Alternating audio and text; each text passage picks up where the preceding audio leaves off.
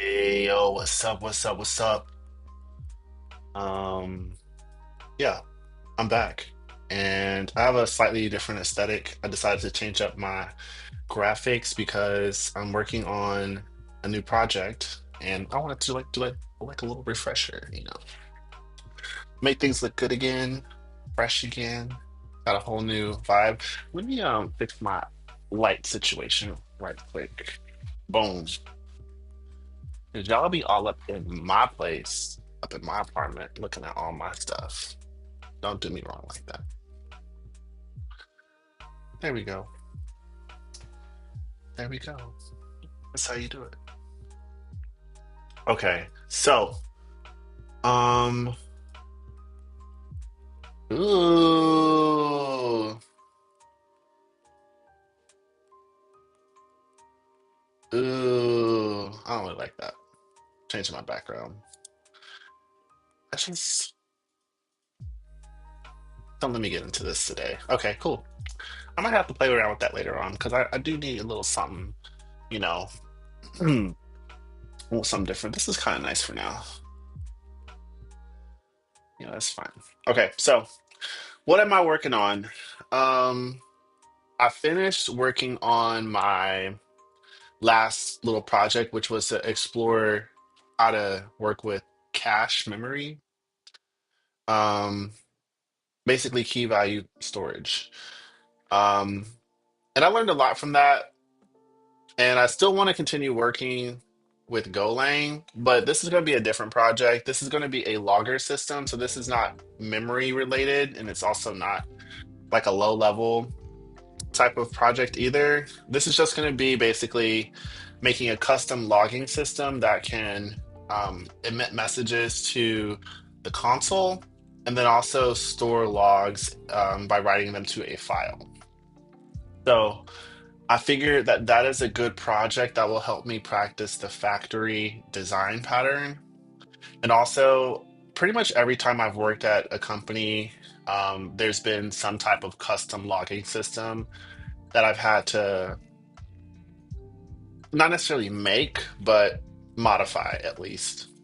So to me, it's a good example of something to work on. Okay, so a custom logging system. Oh, excuse me. Um, yeah. So to aid me in this task, I have a few things. I have Claude AI. I'm just going to use this for questions. You can see it here. I was already asking some questions. I'm going to use this for questions because I do want to make sure I understand all the code I'm writing. And as you've probably seen in these previous little study sessions, when I code, I really challenge myself to not fly through it. And I'm working from a tutorial that I created with AI. I'm treating it just like any other tutorial that I would have done in the past. So that part is giving me a lot of like structure in what I'm doing and guidance. But the value here is that I'm going really slow. I'm taking time to read the code and to comment that understanding as well. And I'm not going to rush through it, you know.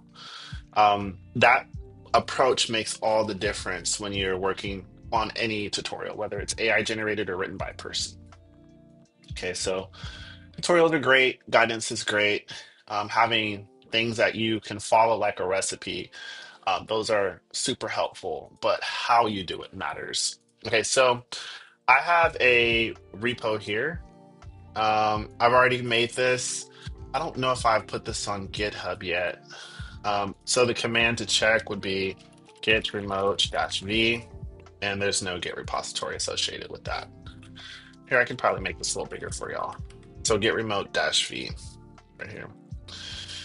Okay, so I'm gonna go ahead and initialize. I started working on this last night. I had a stream and it was really late. I was already very tired and um, I got like 30 minutes into it and I was like literally dozing off as I was streaming and I'm like, you know what? Let me not even do this to myself. So I sort of started down this path and then I just decided I'll just start over today. So that's what I'm doing. So I already kind of worked on this a little bit. Okay, so we got GitHub up and going. I already made like the folder structure here, and I already started working on the first interface for the logger, which is just going to house some methods, the three main methods we're going to be creating in this. And I'm going to try to do this in a test-driven way. At least that's my goal, to do this in a test-driven way, which feels really weird because TDD is much easier when you understand what you're doing. Um,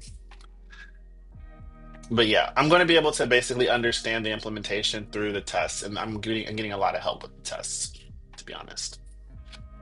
Okay, so in this testing framework, we're going to have to make sure we get in whatever logger we have, which is going to come from the logger package. Okay. Oh, so it doesn't exist yet. So it's going to be a second for that, actually. Well, actually, wait, did I put the package in this? I did.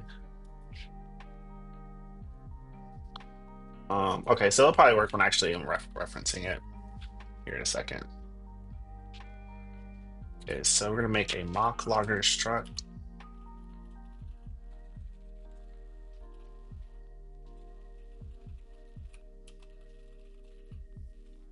I'll write a comment up here.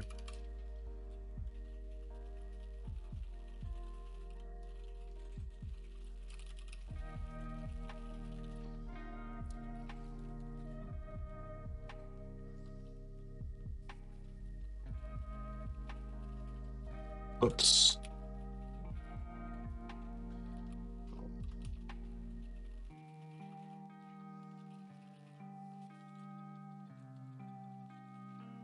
Is my entry button not working? Weird. Okay.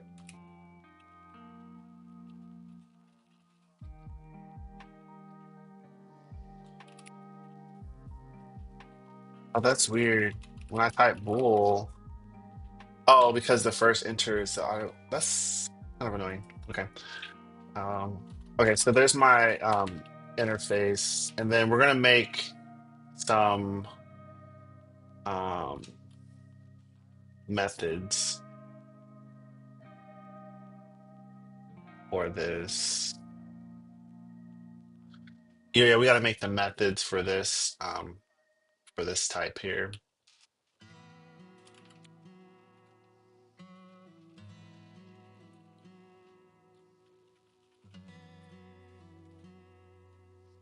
And we're gonna need three of them. We're gonna need one for each of the methods that go for this type.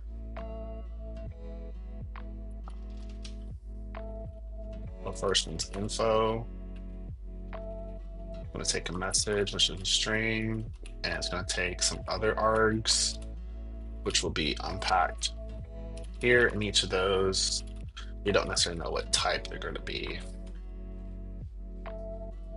And then there's going to be something that tells us whether or not the method was called, and that's going to be stored in the logger for this here.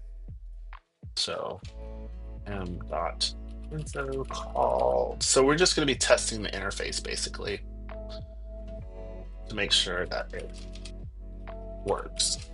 Now, every time I make my little tutorial in AI, it always has me make a test for the interface. Maybe I should ask it like, is it common in GoLang to test interfaces? And I'm also going to Google this too. Testing interfaces GoLang.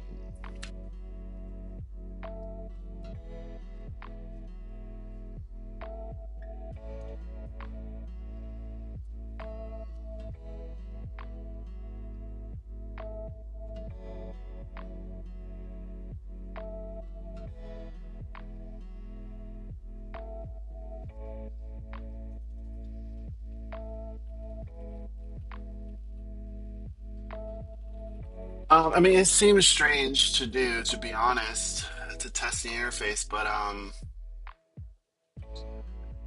way to ensure your code behaves correctly regardless of the concrete implementation. Here's how you do it. So it does feel a little silly to write a test for an interface, to be honest.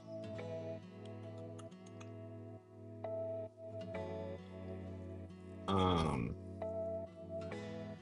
let's see what Claude says.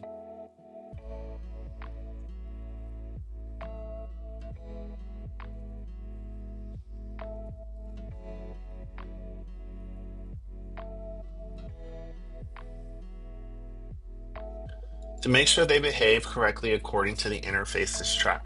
So I would think that we would have to have the logger. Um, oh, I guess they will return a Boolean, or whenever the logger method is called, it will. Uh, mm, maybe this isn't testing. It's just testing that. This isn't testing the interface because we don't have an interface that is this here. Although I kind of wonder if we should. This is just going to test whether or not the method of the logger worked. Okay. Hmm.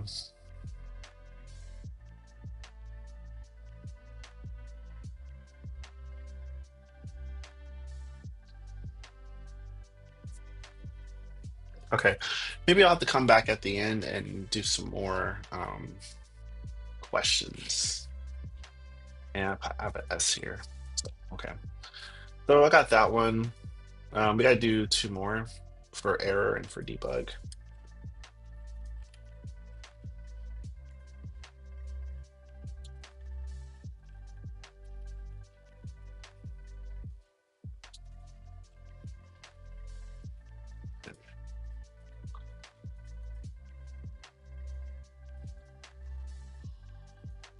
Oh.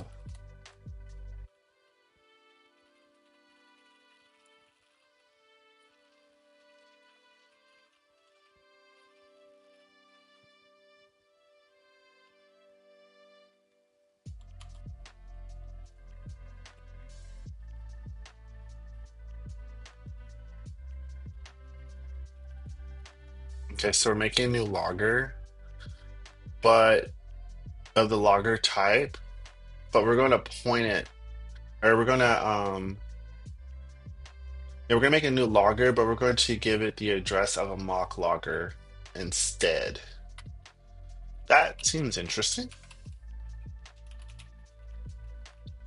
I wonder what, let me make sure I understand what this is doing. So we're making a new variable called L that is of the type logger from here, right here.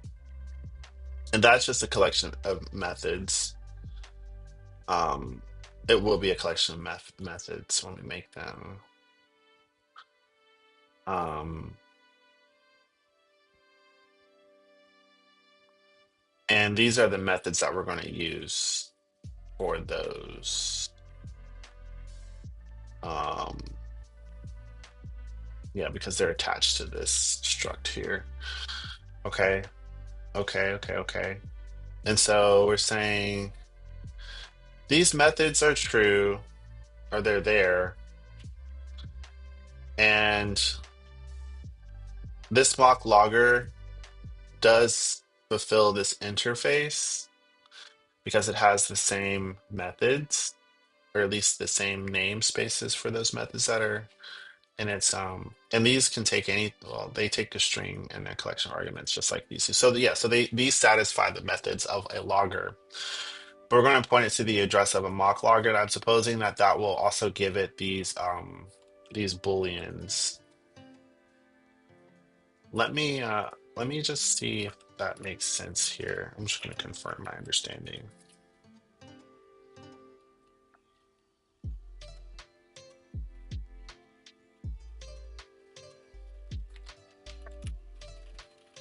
making a variable L that is of type logger dot logger and assigning it the address of a mock logger struct or a mock logger um,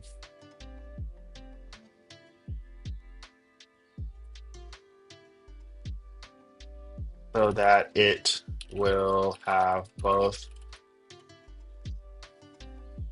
as the interface just of a mock logger type so that it will have both its own um, so that it will both so that it will enforce having the methods of a logger, but also have the fields of a mock logger. I feel like that's what I understand here. Very close. Let's clarify. Okay, so we're making a makes a new okay, which is an interface. So yes, we are bringing in an interface to be the type.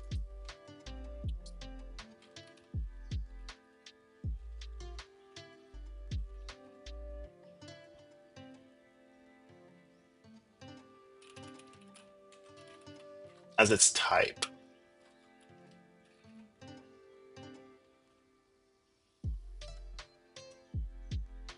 Okay, so create a new instance of mock logger and assign it to the address and signs its address as oh. Okay, so you can use oh, interesting. So you can use an interface as the type for an address of something, and it'll be able to enforce that type. It doesn't have to be the value. Okay, is that correct? So,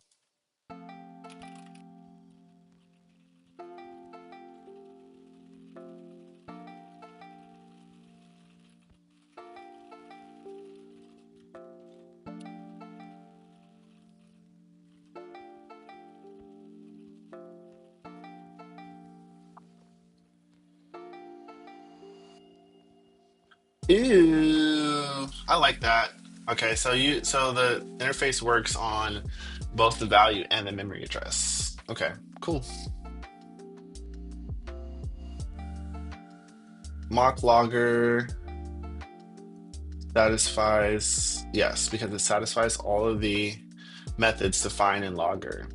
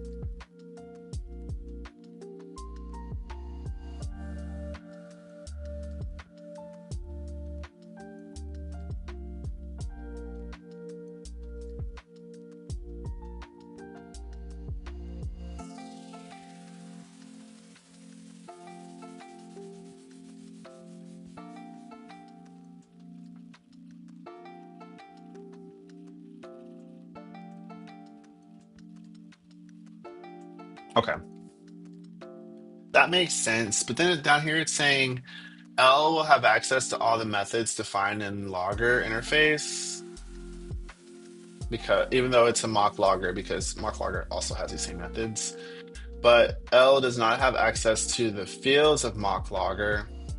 So L cannot change these itself, but our mock logger actually has, our methods actually have a reassignment, so it'll be able to do that for us. So we don't have to call it anyways.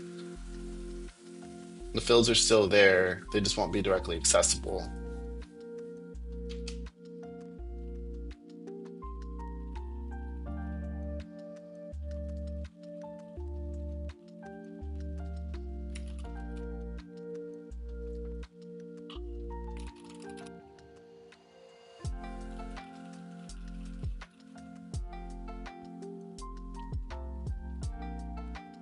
Okay, that's cool. That's very, very cool. I like that.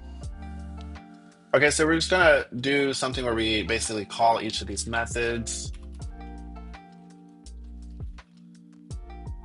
and we're gonna call them with a string of tests and no arg. So when you have this unpacking of arguments, um, you don't need, they're all optional basically. They're all gonna be optional. So L dot error test, L dot the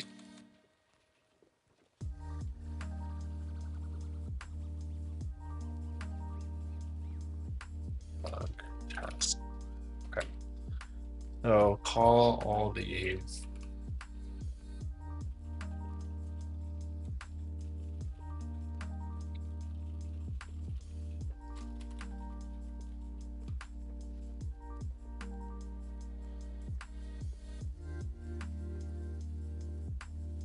Oh,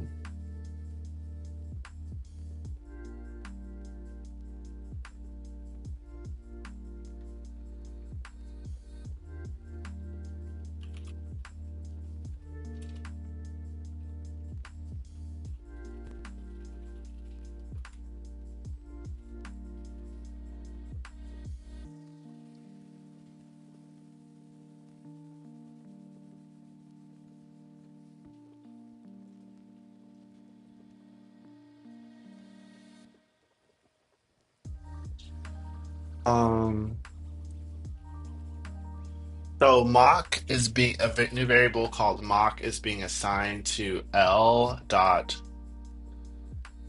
and we're going to get the value. Oh, so L right now is the address. We actually want to get the value. Okay, I think that's what we're doing. L is currently pointing at the address. We want to get the value.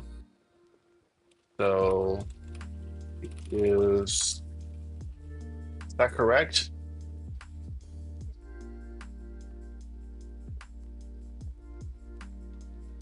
When you have the L is an interface value, it doesn't exactly point to the address in the same way a regular pointer does. Instead, it holds two pieces of information. Points to the underlying concrete value.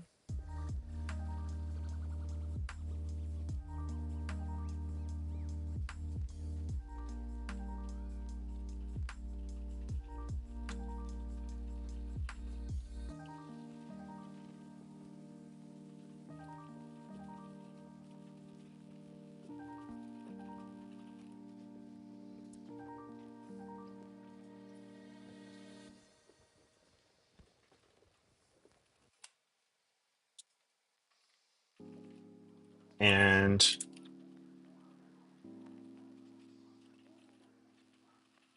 information about the type of the value. Okay. Sure.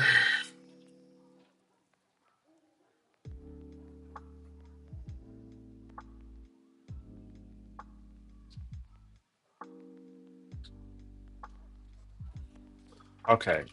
So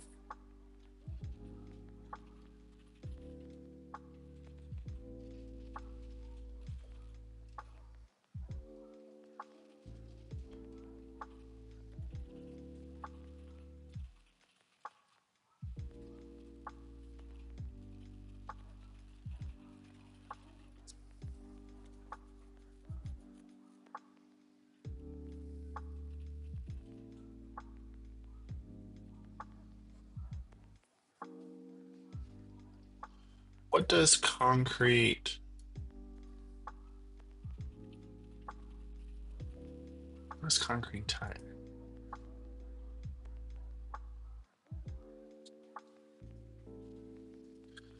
Um,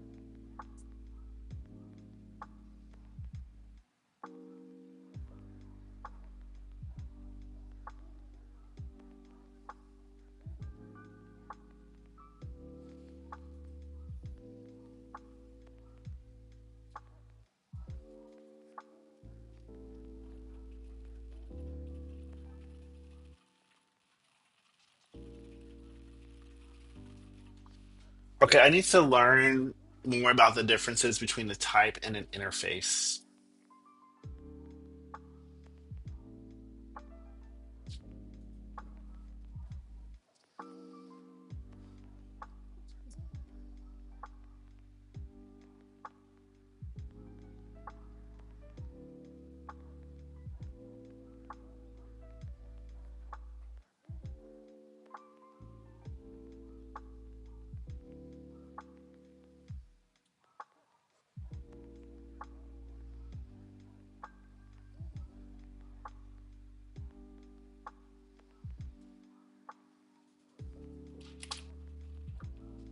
It's a rabbit hole, but I'm going to go down it anyways. So explain the differences between a type and an interface. But I think an interface is a collection of types, but I don't know. I mean, I have a very basic knowledge of some of this stuff. I'm used to working with loosely typed languages mostly.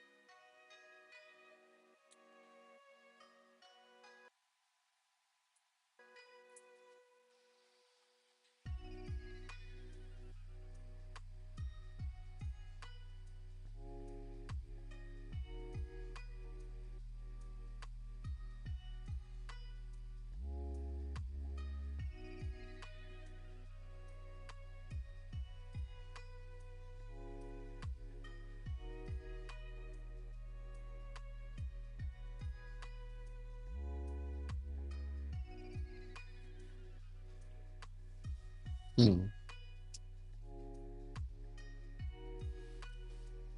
Okay, so interface is a method set.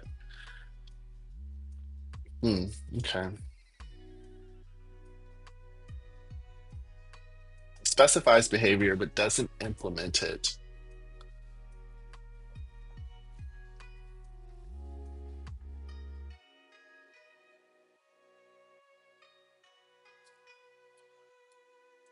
Types do implement methods, though.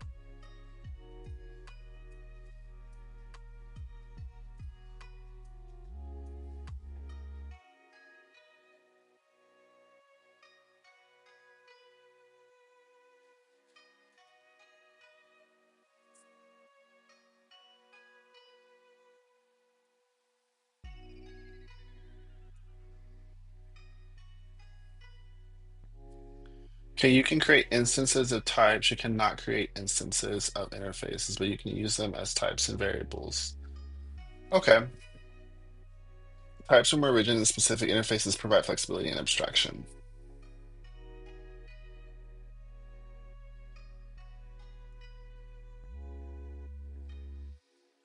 Okay. So this can be shared across types. Interfaces can be shared across types. Okay. A type can have multiple interfaces.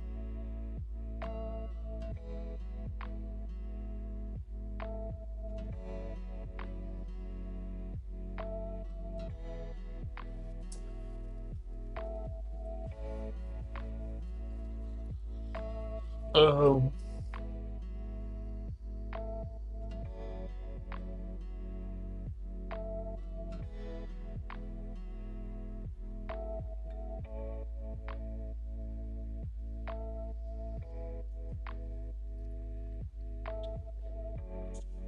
Area is a method on circle, and it is a method of shape. So therefore, the circle implements the shape interface.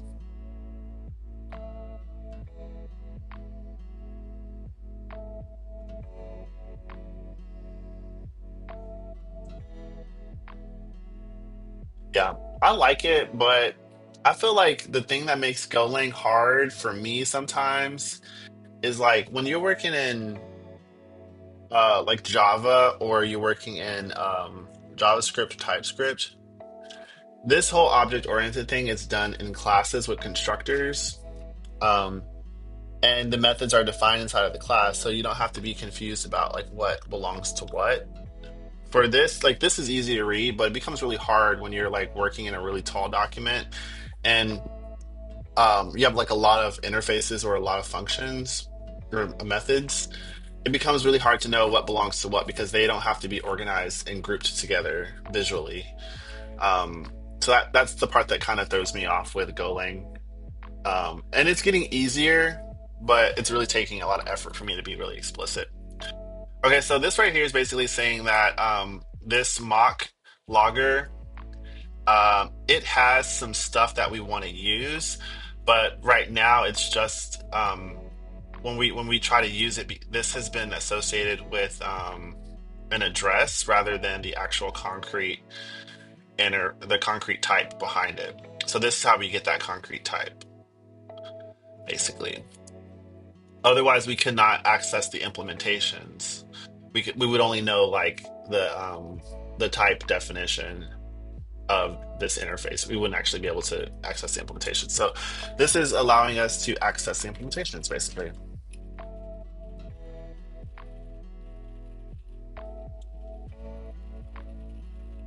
Try the methods. Okay.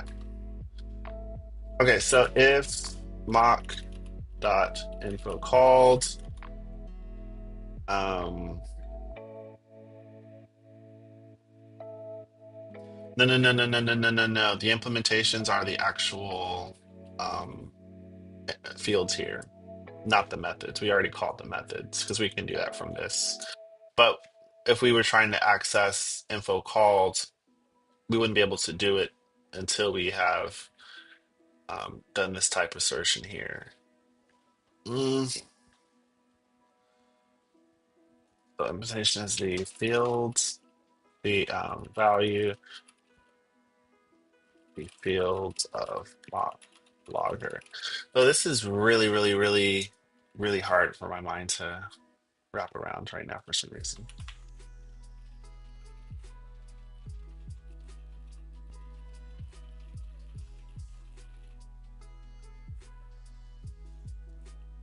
Okay, we're going to do this for all three of our fields.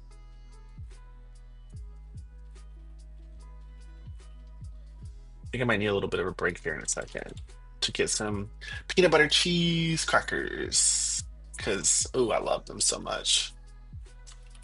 I sure do.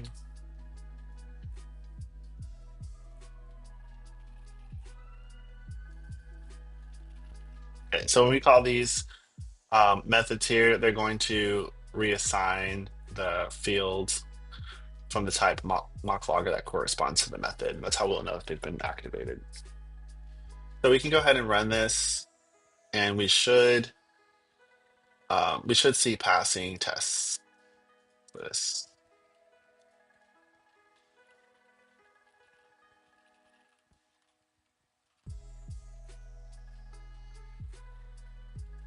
and we'll do dot slash dot dot dot.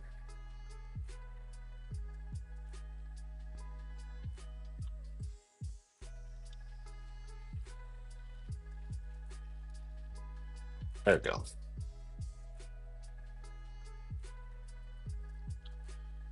Um, what?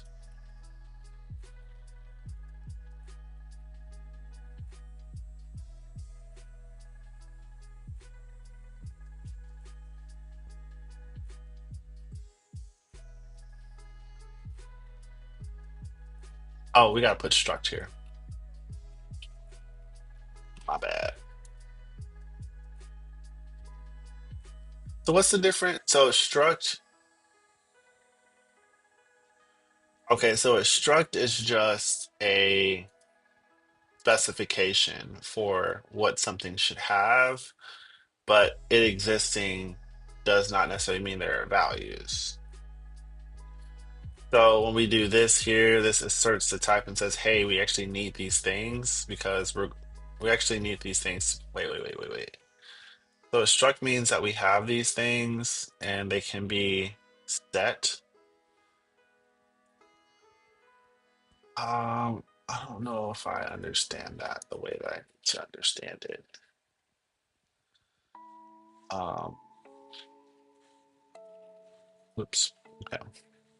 I don't know. I might pop my code into here in a second once these tests pass and get some deeper information. And logger is not in standard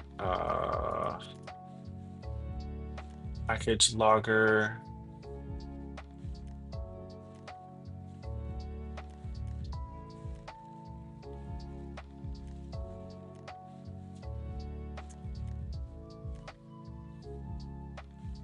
Um, Let me check my Go.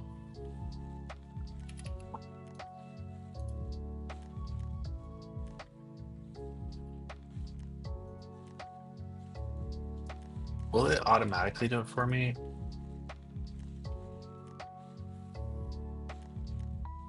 Oh, it's in the internal file. Okay, sure, why not? Picky. Okay, so both or this one test passed with all these three assertions, so that's cool. Okay, so I'm just gonna take this code right here, and I really want to understand what this is doing. So I'm gonna pop all this into. Please read this code and explain to me exactly what is happening in the test. I'm a little confused by why we need to do the address of mock logger struct that was made in order to call the methods. I'm just gonna put all this code in here, including the logger, and then I'm gonna have it explained to me.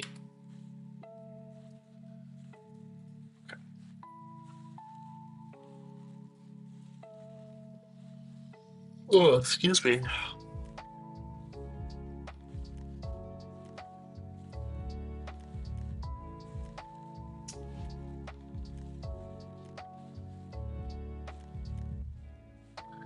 Okay, so mock logger struct. This is a struct that implements the logger interface.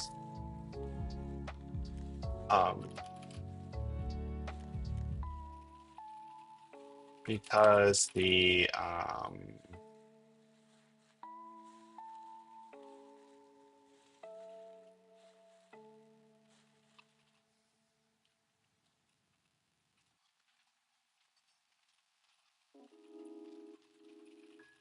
and debug. Okay, so I understand that. Um, the methods are defined with pointer receivers.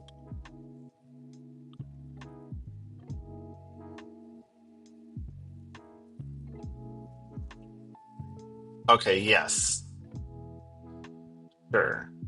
They have pointer receivers.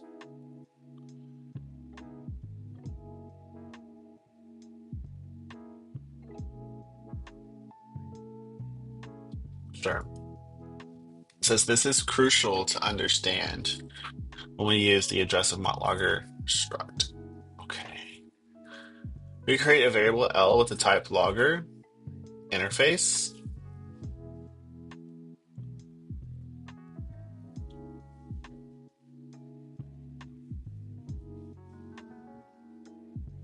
We're assigning it to a new mock logger instance.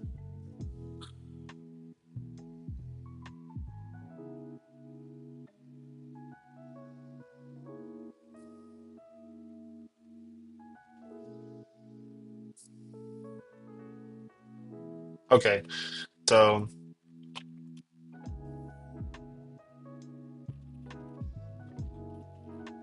use mock logger because methods are defined on pointer for mock logger, not mock logger. Okay.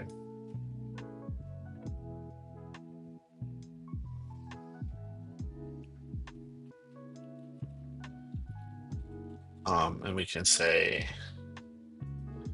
let's move this comment up here.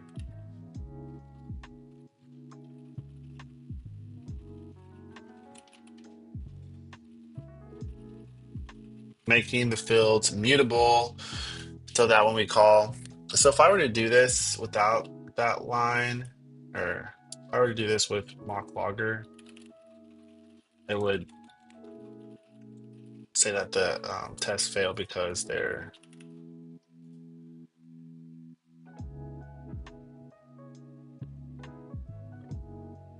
oh, okay, so it wouldn't even work the other way. Interesting. Um, okay. We use the address of mock logger struct because the methods are defined in a pointer. Allows mock to be defined on a pointer. If we use mock logger value instead of the address of mock logger, instead of the pointer, if we use a value instead of the pointer, the methods wouldn't be callable because they're defined on the pointer type.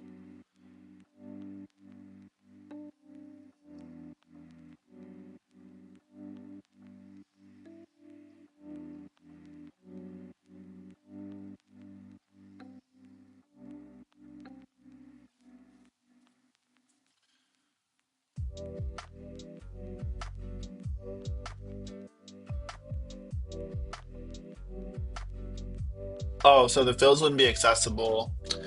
Um, the fields would not be accessible on L because L is the logger type.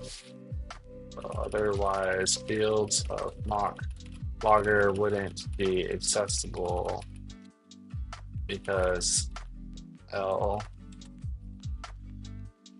is a logger type. So it kind of feels like inheritance, kind of, but it's not. It's like a backwards inheritance. It's like you're my child's mock logger, you're my son, but I want to be able to do a little bit of what you can do. So you got to pass something back up to me. It's kind of what that feels like.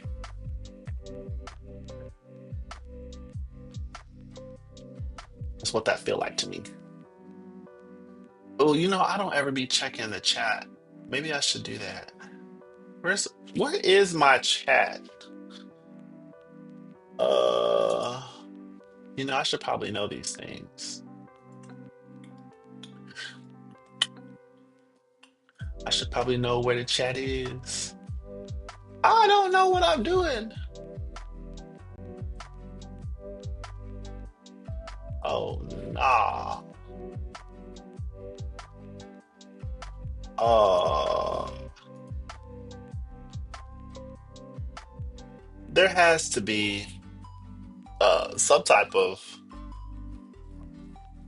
button here I can push for the chat. I thought it was supposed to be on YouTube. At one point, it was showing up in my OBS. OBS is nice, but it is a little ghetto. Um,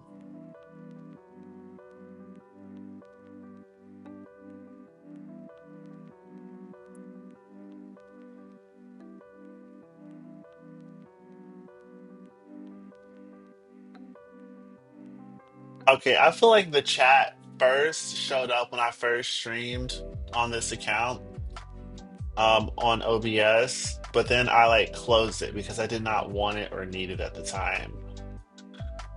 But I would like to have it back, please. Please, sir, ma'am, thank you.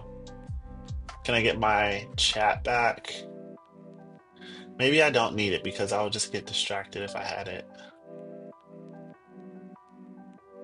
Hmm. I could go to my channel, I guess, and probably see it there. Let me let me do that real quick. I just want to check. Oh yeah, I literally don't know what is going on with my life right now. It's probably gonna start playing this video. Oh, yep, we're gonna get that. Oh, did I not make a chat for this? I guess I didn't make a chat for this session. Maybe that's why it's not showing up. That would make sense. Can I do that?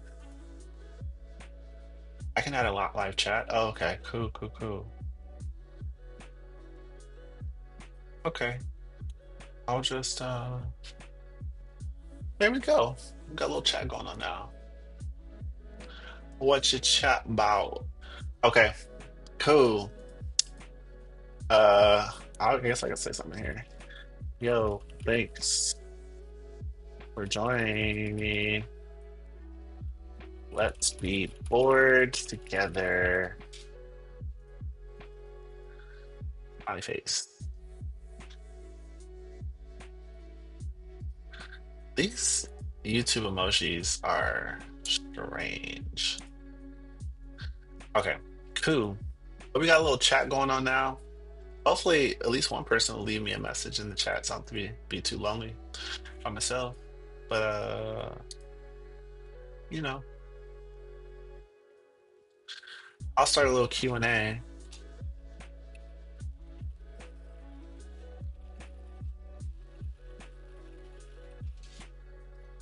There we go.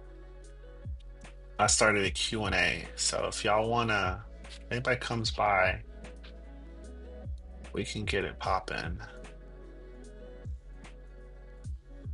Now, hopefully, I can figure it out if someone actually does leave a question. Hopefully, I'll be able to figure out how to actually answer it because I don't know what I'm doing. It's my first time. I literally just clicked around on some buttons, but there you go. Okay, so what next? This is passing. I think I understand this here. Um, yeah, I understand this here. Is there anything else? I think I'm good on this. I'm gonna do a little commit here. Then I'm gonna take a little break.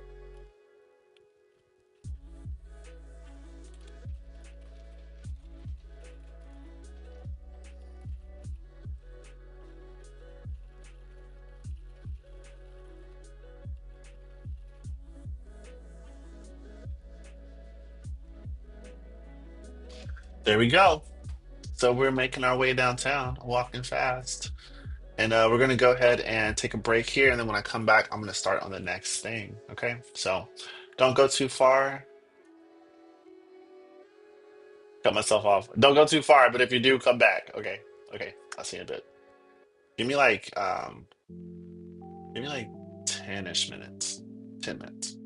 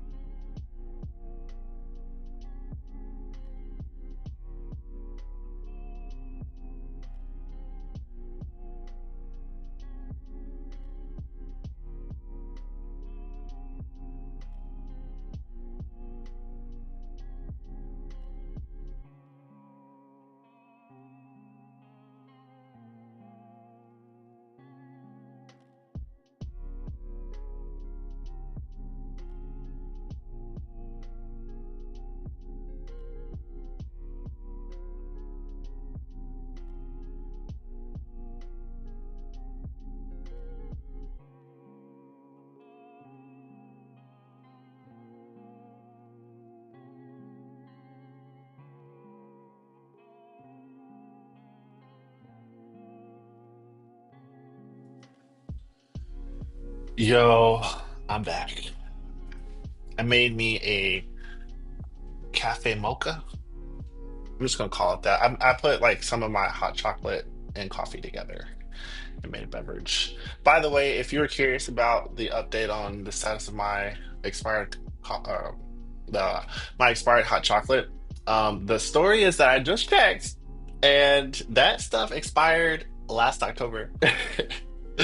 And you know what? It was the last packet in the box, so I'm gonna drink it. Okay, so don't say nothing to me about my coffee because the hot chocolate in it is the same hot chocolate I drank in the last stream or the stream before the last one, and I'm just fine. Okay, I didn't grow an extra limb or horns, um, but I hope I won't get sick. Okay, so let's go ahead and get back into this. Ooh, ooh, ooh. Okay, it's hot. The hot chocolate is hot. Why am I surprised? Okay, so let's move on. What's next?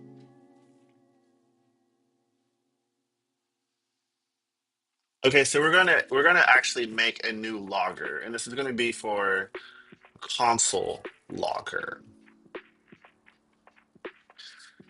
Okay, so this console logger is basically going to take in some information,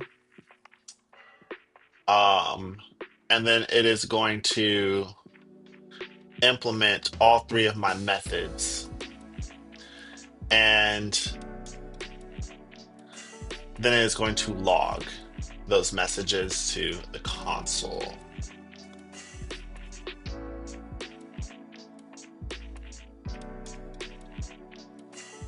Okay.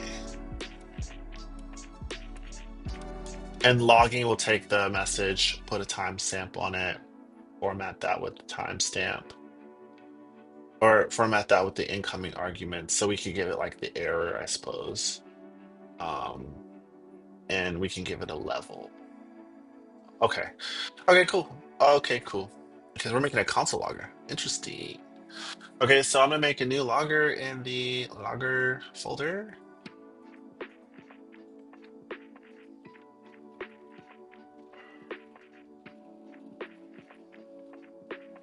Okay. And we're gonna, since we're doing a timestamp, we're gonna need to have time, and we're also gonna need to have the string formatter.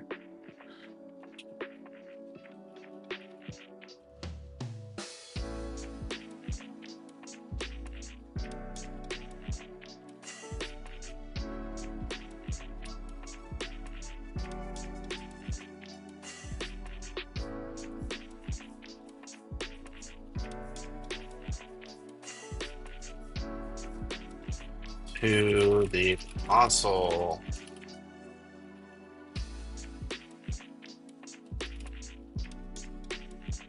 Oops. Okay. All right, so we use this, and then we can make a new logger. This will be a function that creates a new console logger. Um, a function being responsible for creating.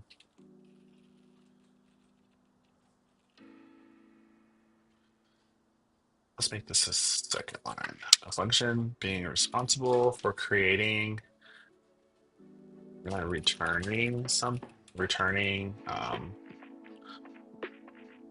a logger is an example of the factory design. That's what it means in this context. So function, new console logger, and we're going to return a pointer to the console logger.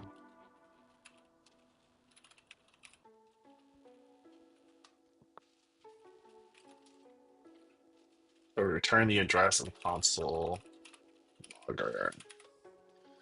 I'm going to ask a dumb question, but I'm going to ask it anyways and not be embarrassed, which you should never be.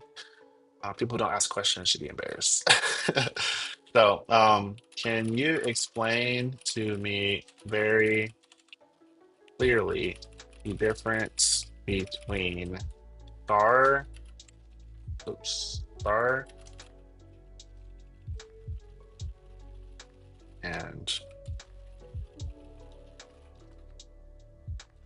explain like you would to a 10th grader. I don't know why I always choose 10th grade. Maybe I'm stuck at that age on the inside, but I always have it explained to me things that maybe 10th grade was like when I really started getting into math. Maybe that's what it is. And I had a certain philosophy that I learned from my teacher about math. Uh, I don't know, but I always choose 10th grade. Okay, so think of it as a blueprint for a special notebook that can write logs. Sure. Like having a sticky note for the location of the notebook. It's not the notebook itself, but a way to find it. It's like writing down the location. So this is so sticky note with the location of the notebook. You're creating a sticky note. So this is create. Well,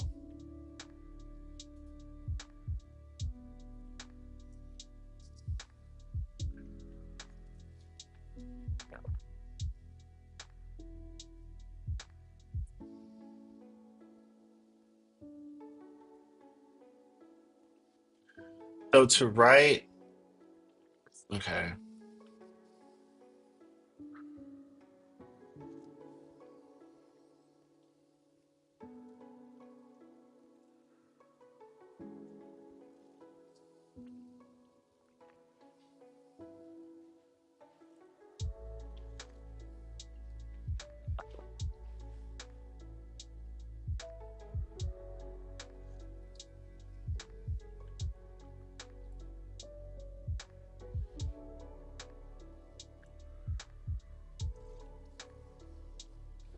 Creating and sharing the location versus using. Okay, that's what I thought. That's what I had thought it did. But I don't know, sometimes I psych myself out, like a lot of people do. Um, yeah.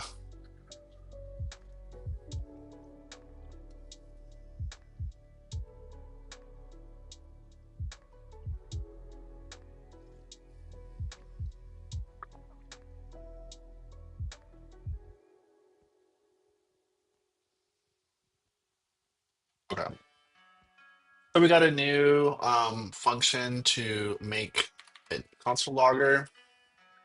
So that console logger needs to have a method that actually performs a logging,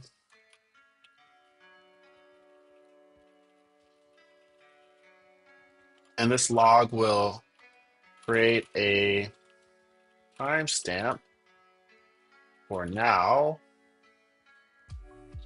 create a formatted timestamp for now,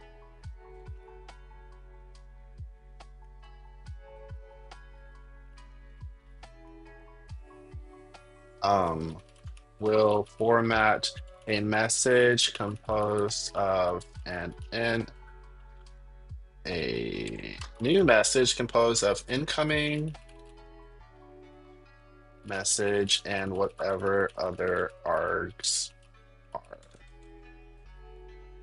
provided.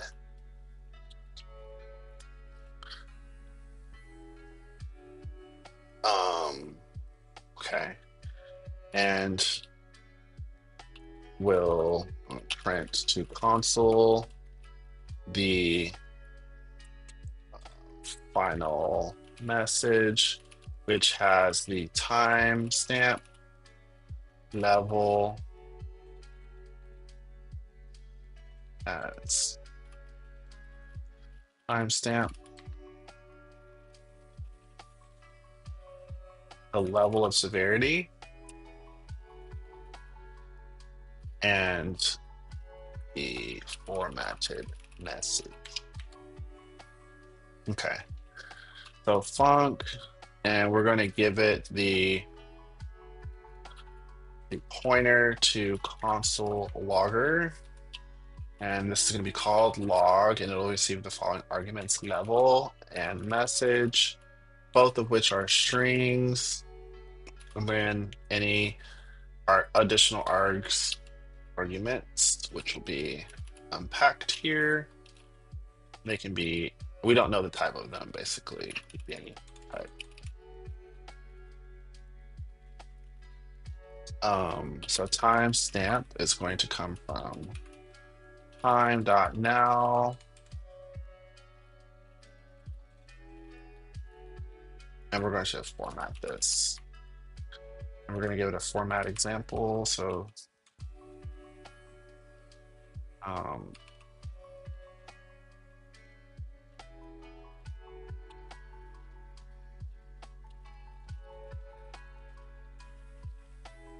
just a random date time combination. Let's make this November. Okay, so formatted message. Um,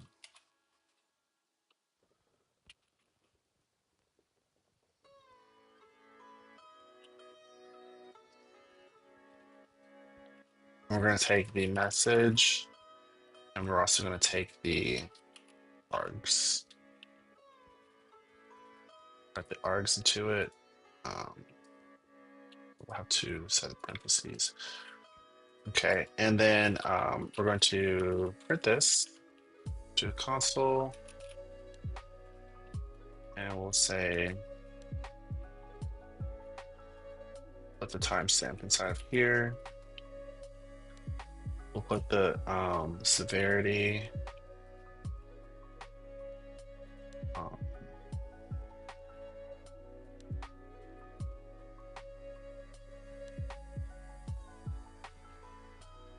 with the severity.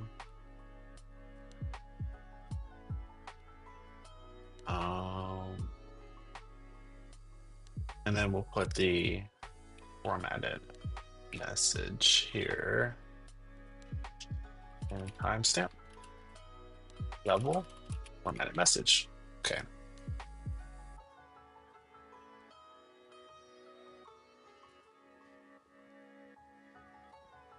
Okay. So let's go ahead and make these methods. We need 3 of them. So we need a pointer to console logger that we can use. Info, and we'll say message, string, args, ... interface. Okay. L.log. This will be the info one. That'll be the incoming level, and then we'll say the message is message, and then we'll put the args here. And we'll do this one for the other 2 for error here.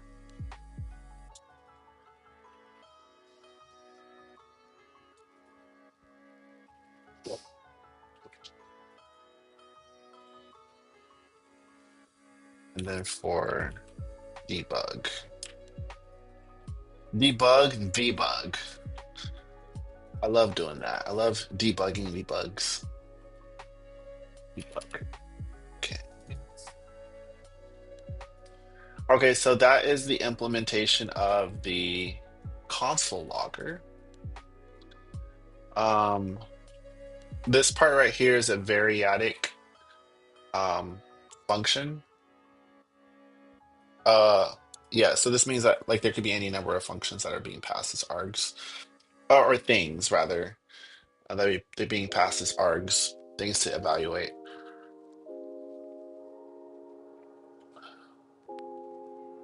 This function is variadic, I suppose. That's the way to say it.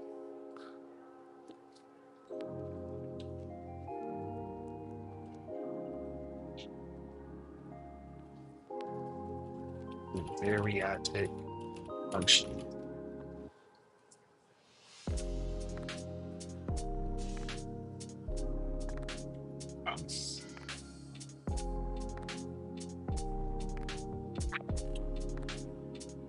So this console logger is a concrete product.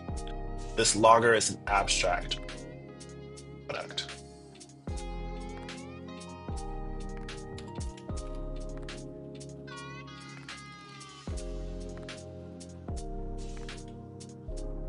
Okay, let's go ahead and write our tests in here. Um, Now we're gonna need to bring in some new packages. So IO, we're gonna need OS. We need IO in order to read the output from the terminal. We need OS in order to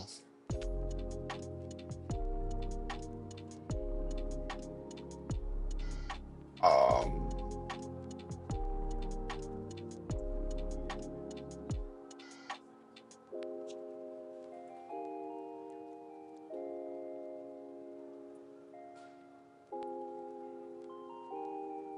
oh, okay, we're gonna redirect and we're gonna redirect this. We're gonna make a um, we're gonna basically we need to be able to capture the output somewhere. And I guess we're making like a virtual um standard out, I think. We also need the strings package. We already have testing and we already have the logger. I'm missing some. Oh, we need bytes. Um, this is not ordered correctly. I actually want to have this one at the bottom.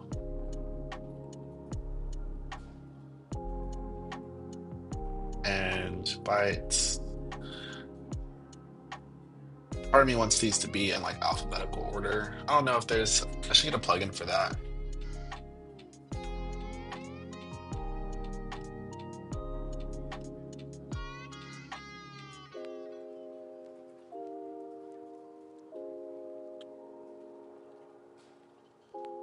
If you hold down Option and your arrows, then you can move a line of code up and down. So we're going to put this here. We're going to put strings and we're going to put testing at the bottom. Oops. There you go. Okay. So we got 5 plus my 1. Okay. So let's go ahead and write the implementation here. I like that trick though of moving my lines up and down like that. That's so nice. So you don't have to like highlight the whole thing.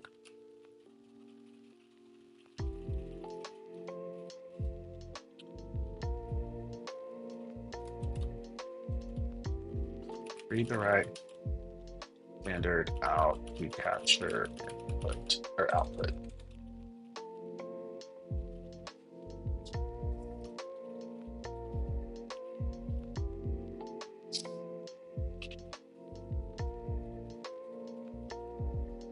This is going to capture the standard out.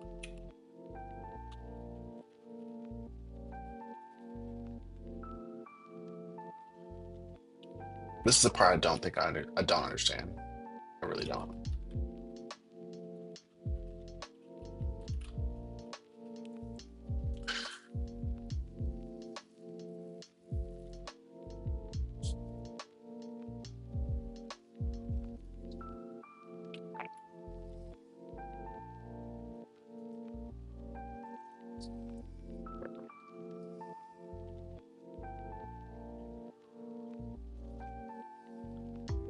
Oh, I see. Okay, I see what's happening. I'm gonna write this and then I'll explain and then check.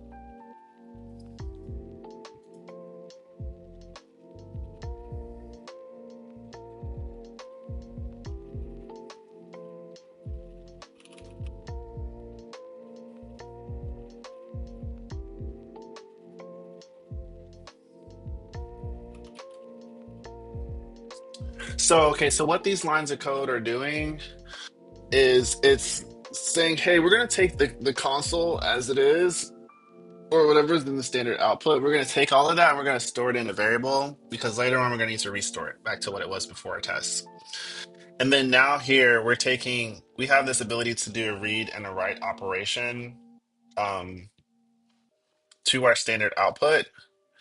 And I'm going to make two variables that will hold the values or the information that is in this that is being sent to the standard output. So we're going to say the standard output um, is going to be cleared. So this will clear standard output by assigning it to the empty value of um, W. I think that's what that's doing.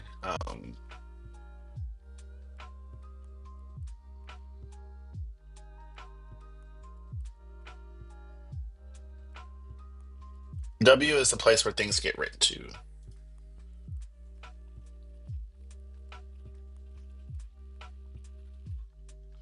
And R is what allows us, is the stuff that we can read later on. R is the stuff that we can read later on. W is the place where things are written. Let me check this really quick.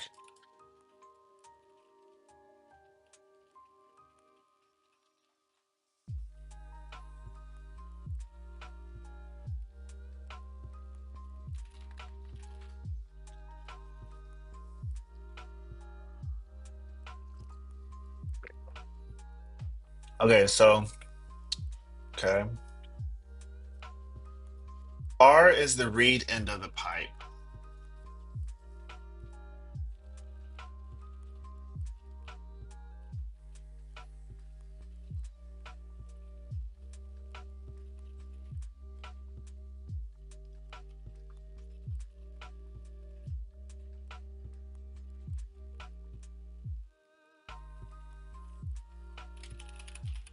That's what we'll read to get the captured output. Let's make these question marks. And W is the right end of the pipe. Anything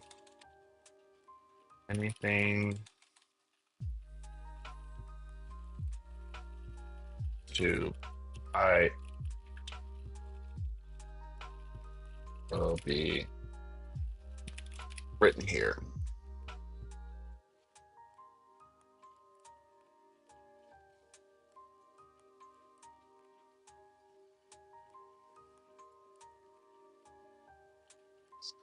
So this will redirect the um, right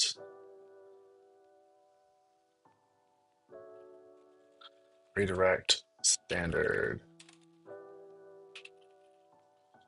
to the right end of the pipe. Okay, so it's like we're taking a like a water hose and we're saying, hey, we're gonna connect. We're gonna instead of connecting you to like the water output, so the water input where you're getting the water from, we're gonna connect you to this other thing. We're gonna give you this other juice. So this line right here is redirecting the pipe.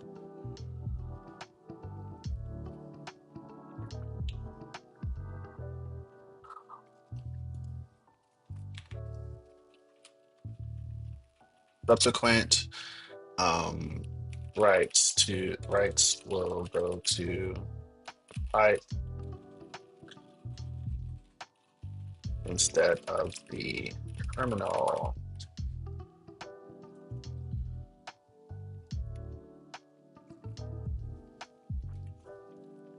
Okay. And so after we do all that, we got to close it out. So we do the console logger. Cool. Then we're going to close it out. We're going to close the pipe.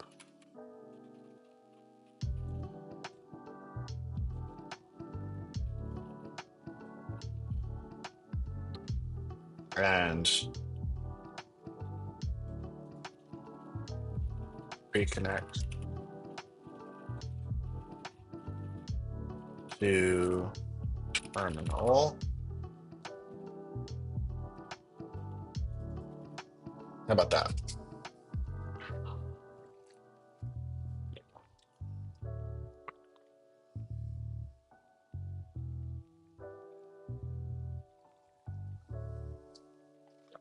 Oh, right end of the pipe.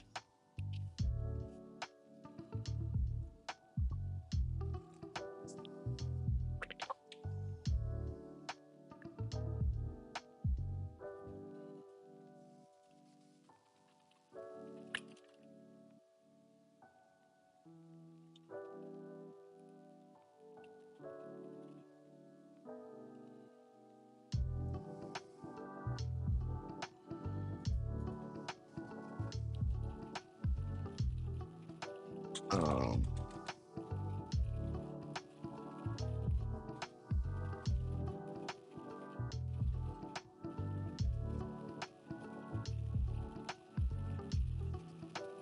I'm gonna test it without closing it as well. I just want to see for myself what happens.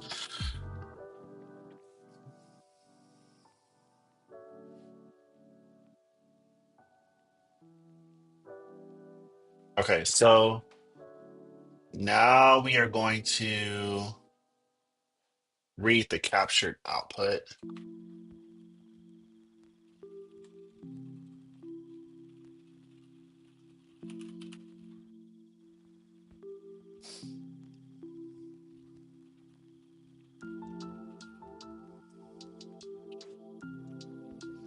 Our expected messages are going to be an array of strings, and we'll do info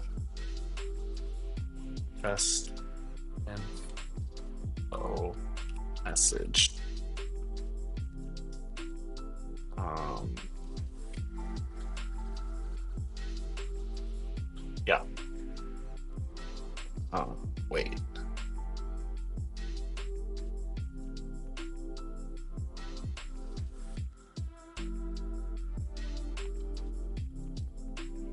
I think I think I need to have the like this.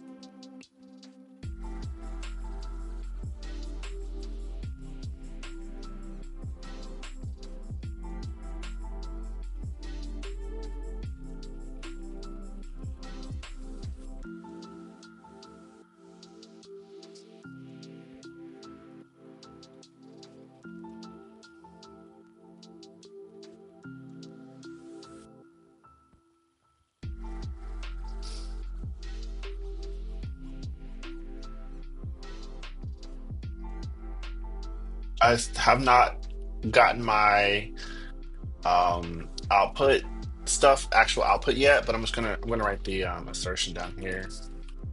So for all the things in the message,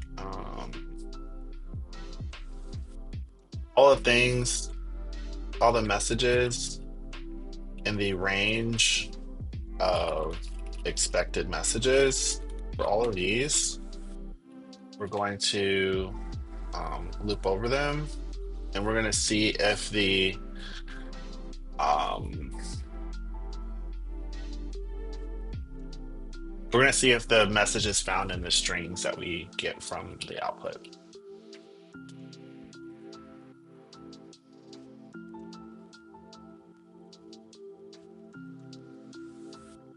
Um,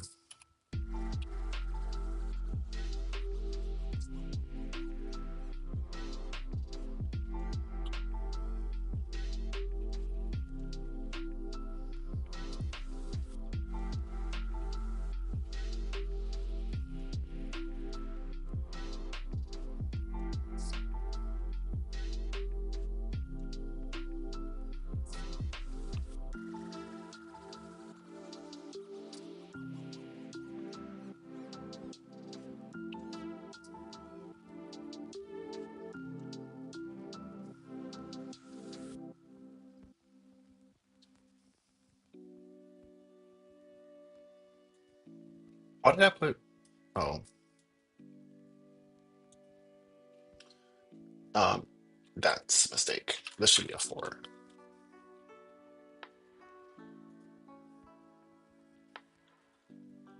Why did it put all that stuff down there? Did I hit paste or something on accident? Must have. Okay. So this is gonna fail, but we'll just see what this has. 84. Oh, missing this. And this should be comma. String is strings. That's not type. Okay. And what is this complaining about? I don't have an output. I'm just going to make output. Let's just make var output string for now.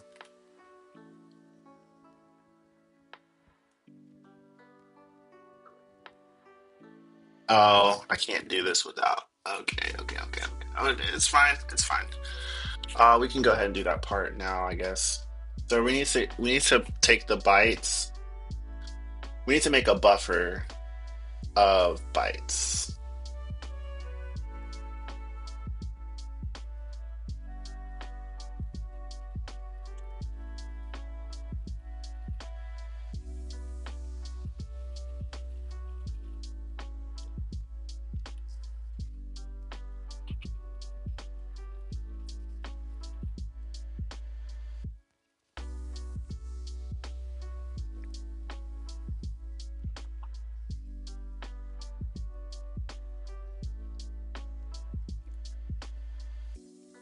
Then we want to copy the we want to copy the read end of the pipe to the address of the buffer.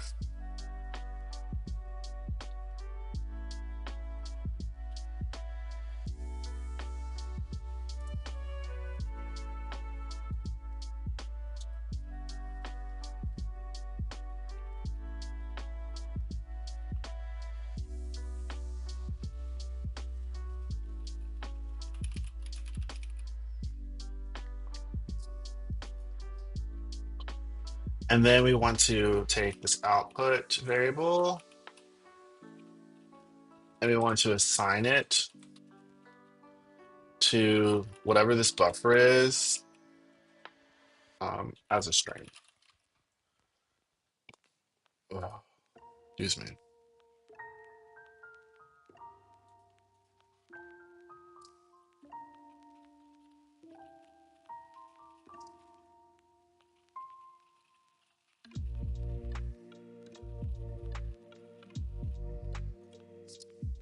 Let's do our little check here.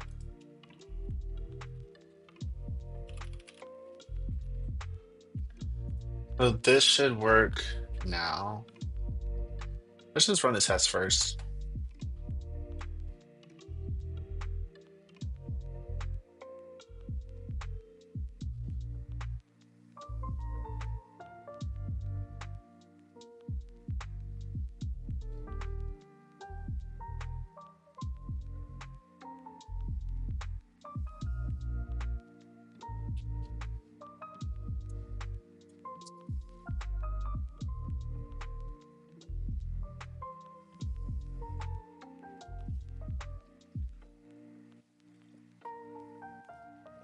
Do I not need these?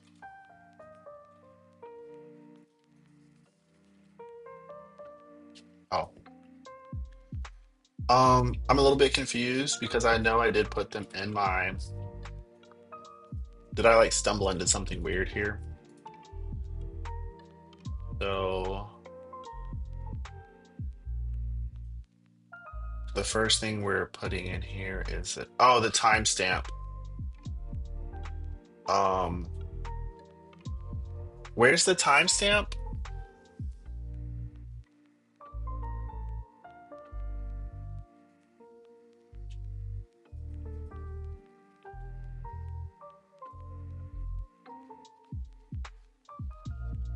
Um,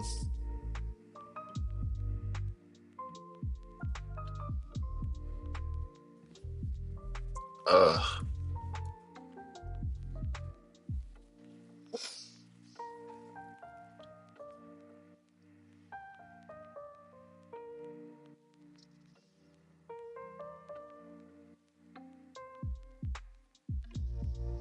oh, we're not. Well, I guess we're not really.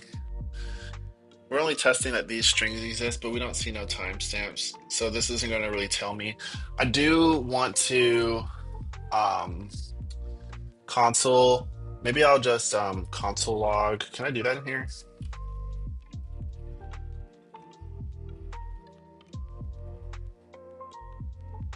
Um,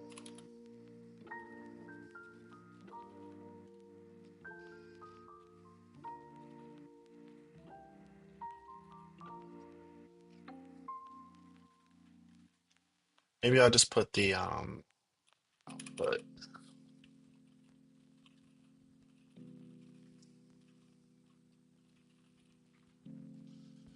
I do that. Okay, so the timestamps are there. Oh, that looks weird as hell. Why does it look like that?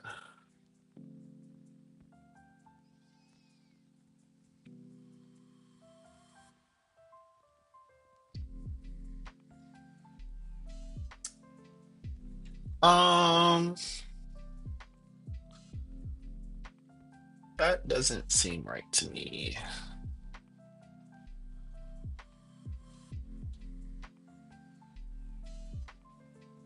Um, oops, let me double check that.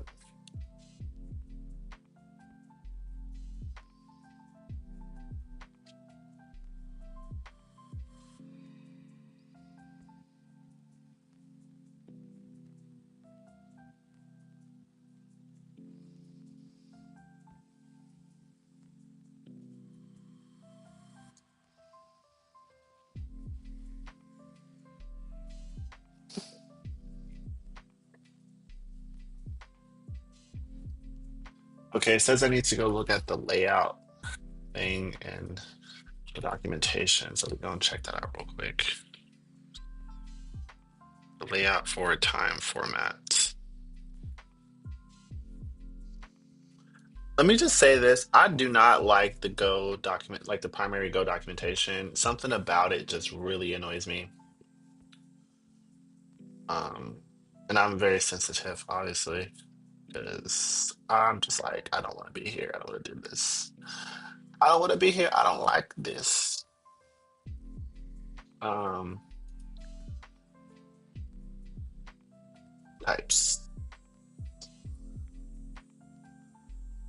Um,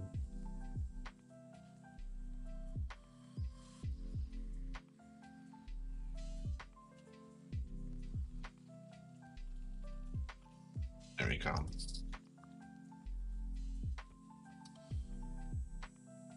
Um, which one do I want to do?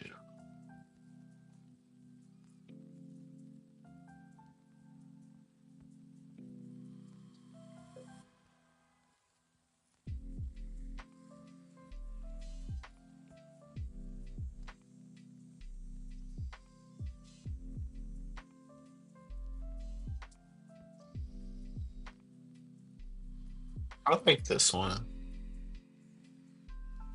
Maybe we'll do this one. Can I just put that in there like that? Does that work?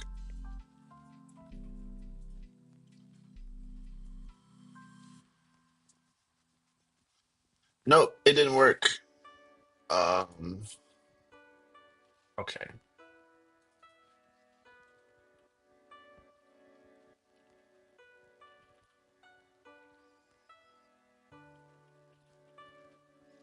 I guess I could just take the example from here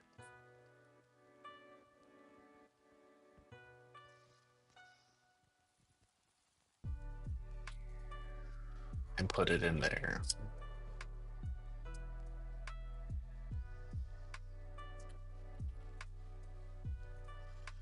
I guess I have to use the ones that they give us. That seems a little weird. Here we go. Hopefully that fixes it. There we go. Okay, cool. Um, I don't know what it was doing before. That was crazy.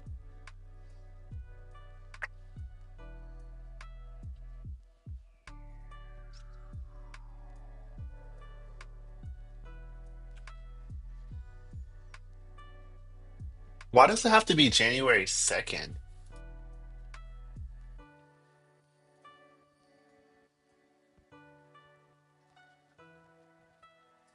What happened at 3:04 p.m. on January 2nd?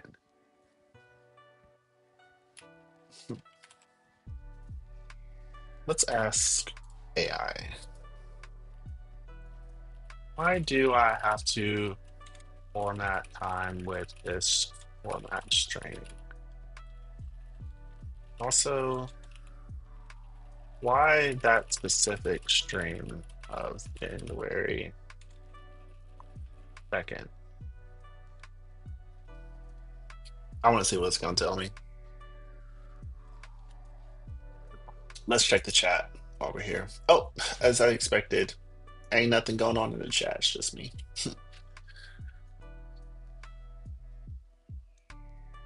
Mm, mm, mm. Okay. The date format string in Go is indeed unique and can be confusing at first. Go's time formatting in Go, date formatting specific reference date.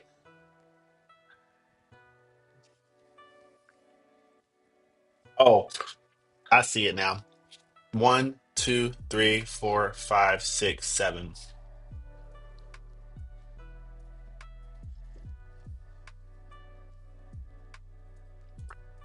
Okay, that makes sense. I mean, it doesn't make sense. I get it, but it seems strange.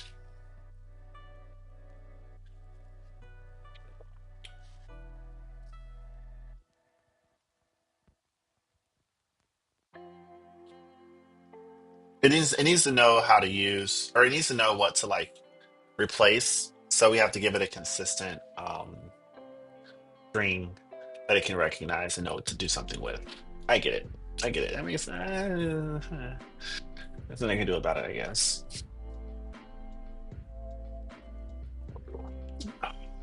Well, my hot chocolate's gone. My cocoa espresso. It was really good though. I enjoyed it while it lasted.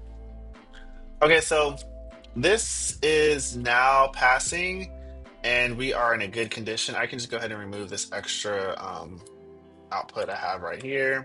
I don't need that no more. And we're gonna test one more time. And we're oh wait. What? Oh, we don't no longer need this. Okay, cool. So we are good. Let's go ahead and do a commit, and then we'll take a little break, and then we'll come back and do some more. We've been on here for an hour and 47 minutes.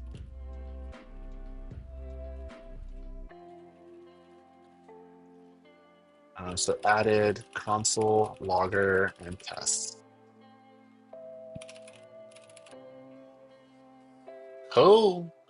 Okay, don't go nowhere, but if you do, don't go too far. I'll see you in about 10-ish minutes, okay? Peace.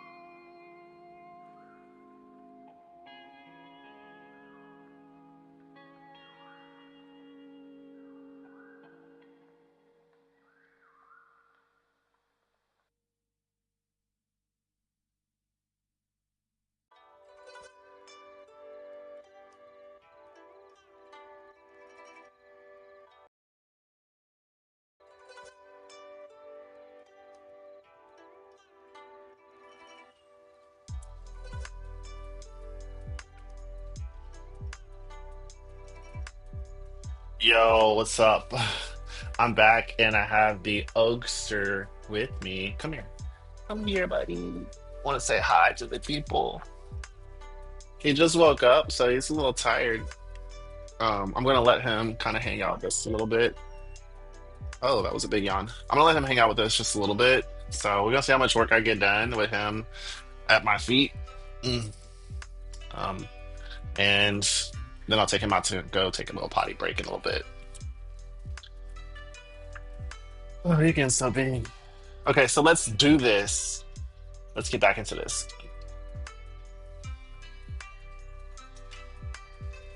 Oh, here's your toy. Here, hang out right there. Okay, so we are going to go ahead and implement the next one. Um, and we can do the Eric one now. Oh no.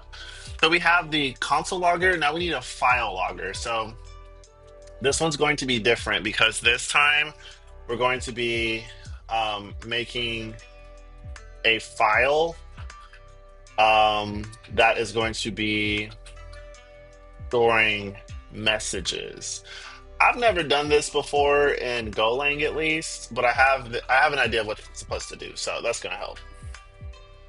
We're gonna go back to the logger package. I'm gonna make a new one. We're gonna call this file dot logger dot go. Let's make this underscore. We need to change the name of this one too.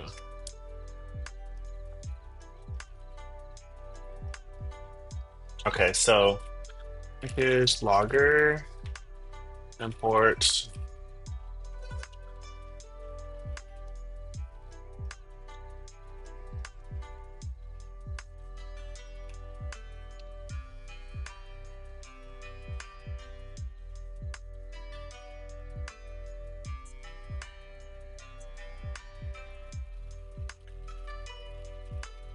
You must be hungry. Might give you a little bit of food in a bit. Okay, so I file logger struct file. Okay, so this will be a pointer to a file that we're going to be modifying when we call the method that we're going to write here. Um,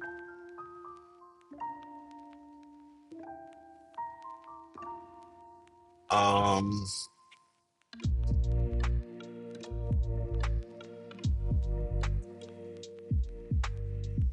so we're going to do something kind of similar. We're going to have the same expected messages. Um, and we're going to expect the same output as well to be in our file, or a similar output. Um, but how we get that is going to be different because it's not going to be coming from the standard output, basically.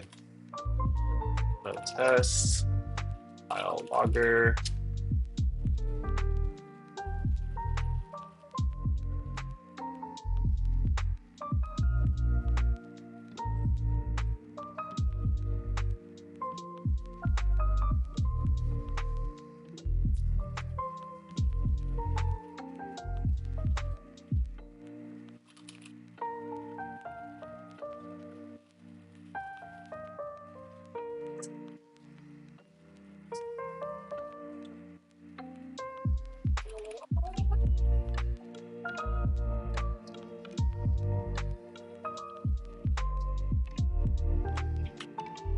So IOTL, IOTL. So IO utility is where we're getting this method from to make a temp file, and we're going to give it open so file in the directory. So we're going to give it a directory, and we're going to just say we want this to be here, and we're going to call this file test log.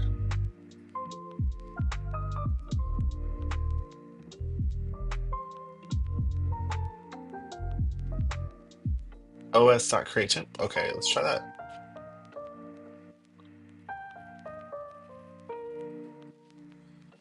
Cool, let's try that instead.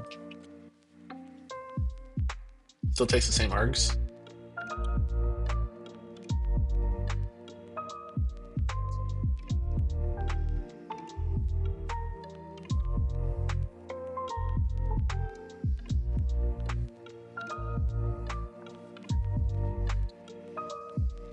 Okay.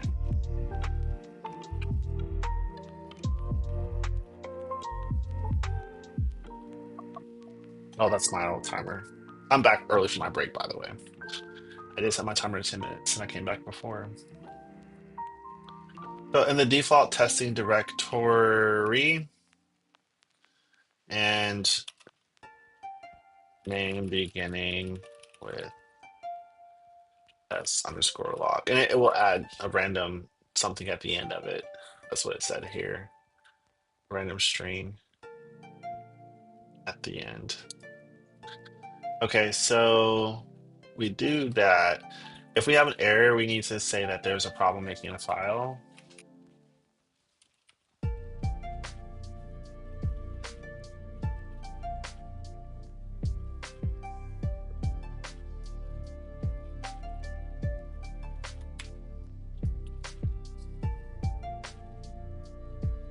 And this will prevent the rest of the test from running, of course. This would be this is a fatal thing.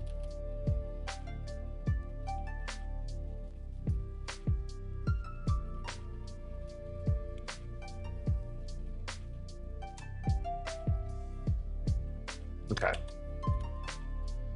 So next we need to, at the end of all this, we need to clean up the temporary file. So we're going to do defer os.remove.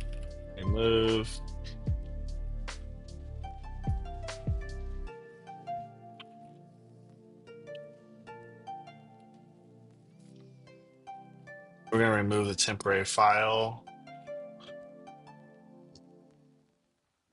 Oh, my light died. Let me turn this one on.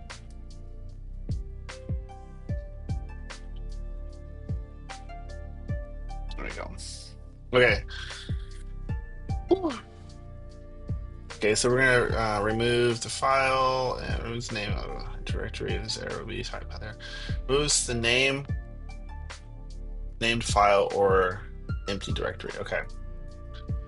Cool. Cool beans.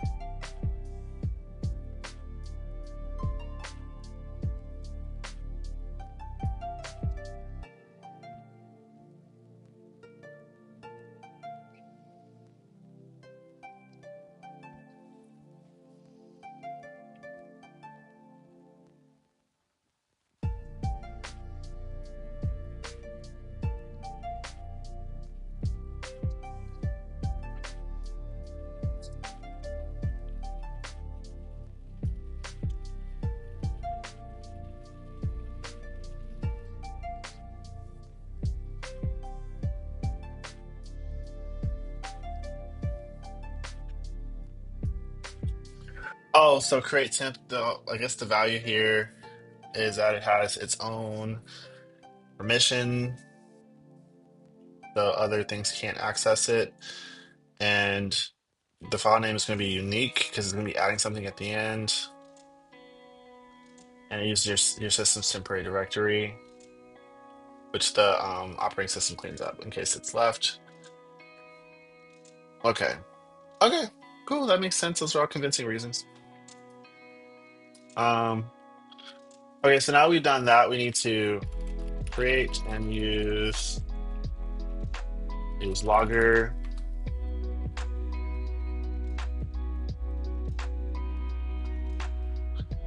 New file logger, which we have not made yet, and we're going to give it the temp file dot name. Okay. Giving the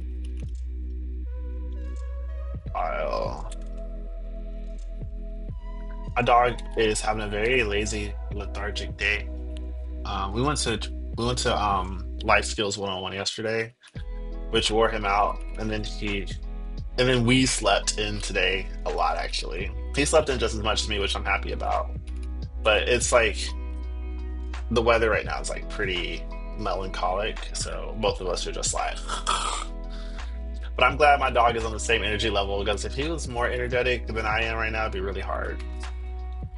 I would not be able to do this, that's for sure. Okay, so this is going to be fatal if we cannot generate the new logger file with the log in it. We can't do the rest of the tests. So, um,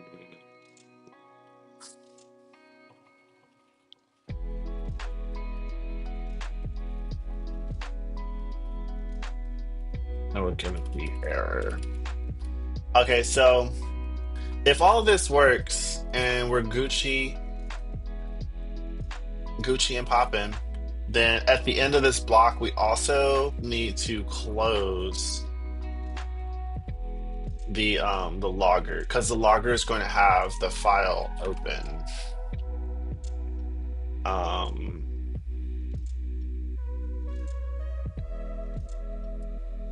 and we'll have a method that will close the file and stuff, but we need to call that. I wonder what would be wrong with having it automatically close. Oh no, I'll have to ask at the end, I guess. Okay, so we're gonna close this, and then now we can do our test, and the testing is gonna be pretty much the same. Um,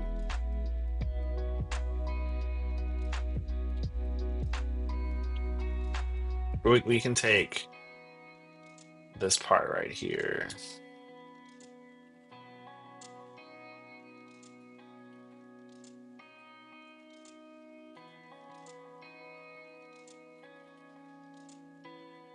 And we'll say we'll call all the log methods, right to the temp file.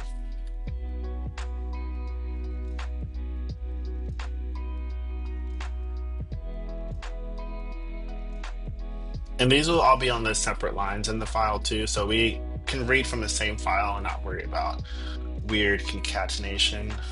Um, so that's going to call the methods. Now we're going to read log file dot. So if there's an error reading it, of course we need to say that's fatal. IO util dot read file. I feel like there's going to be an os dot read or something, but yeah. So read file. Yeah, it says here. What is it called? Os dot read file. Os dot read file, and we're going to give it the temp file dot name. And if there is an error,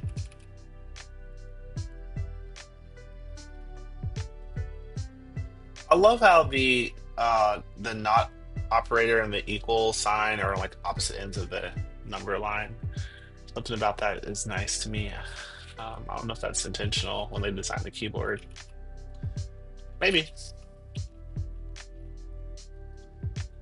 I mean, it's certainly a combination I push a lot. So fail to read log file, and we'll go ahead and put the error message in here. So we're good on that. And then now we can reuse our expected messages from here because we're just going to be making sure that this is in there.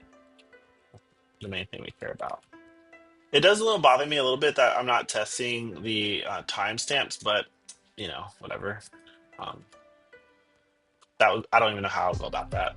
So we'll loop over each of the messages and the range of expected. So basically, this will also be the same right here too.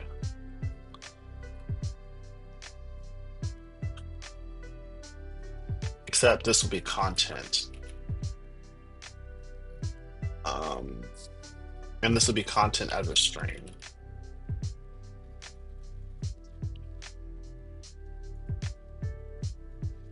Okay, let's try to run this real quick. And then when this runs, oh,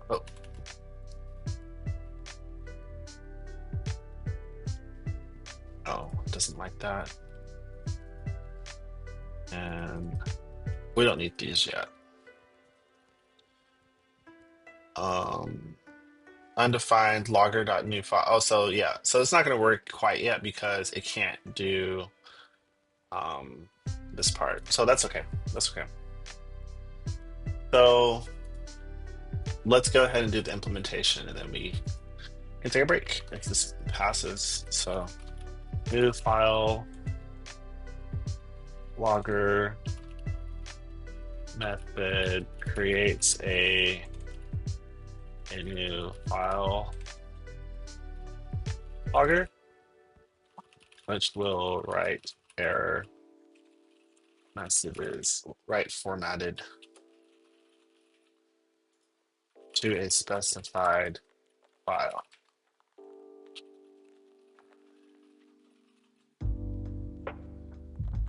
Um, this will take the file name, which will be a string. We'll give it a pointer to file logger.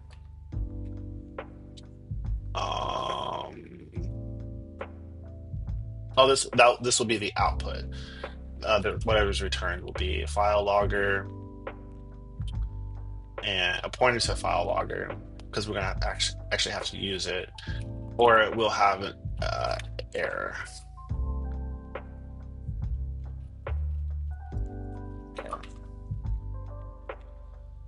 File. So we're gonna try to open up. I feel like this is kind of like a try catch thing that we're doing here. There's no try catching. No try catching going.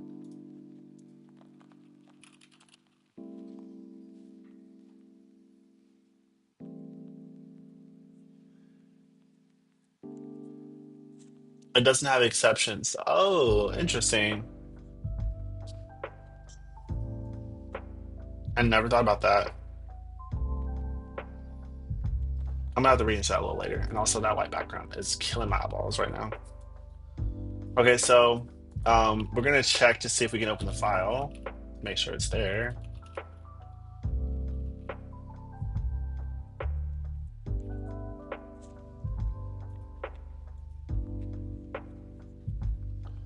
Open the file name,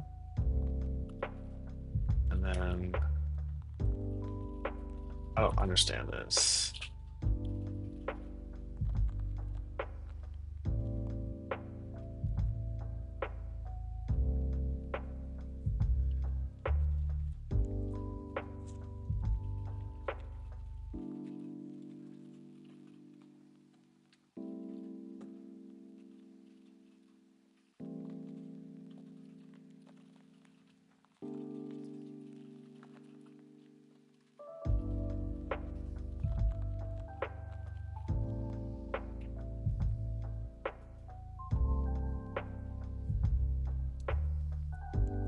I don't understand none of that.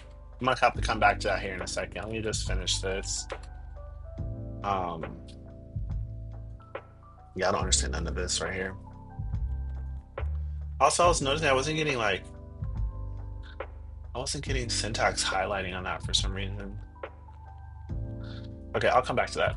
So if we get an error here,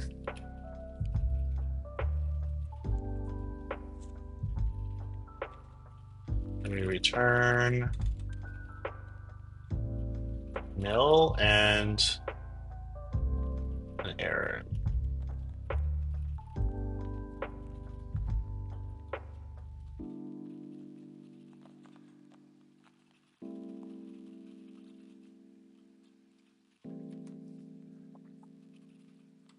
Otherwise, we can return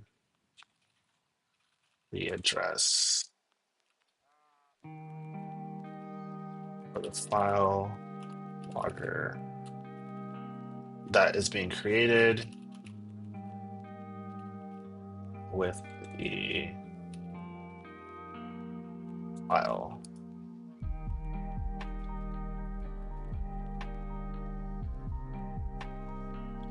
And no error.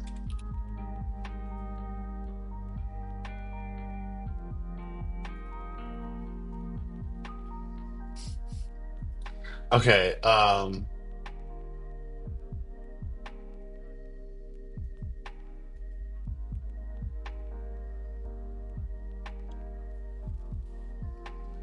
os.openFile. First argument is the file name, and then we're going to give it some flags.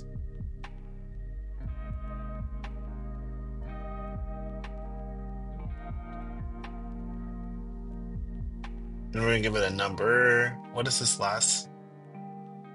Oh, that's the permission.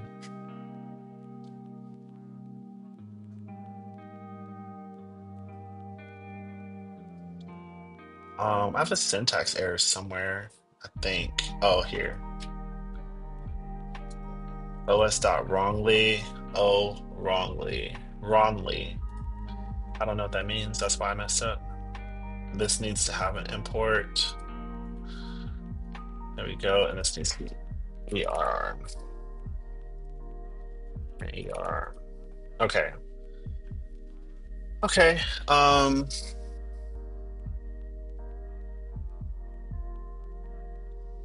I've not defined the close method or these other methods, so that's gonna throw error. I'm gonna just take a moment to get some clarity on this.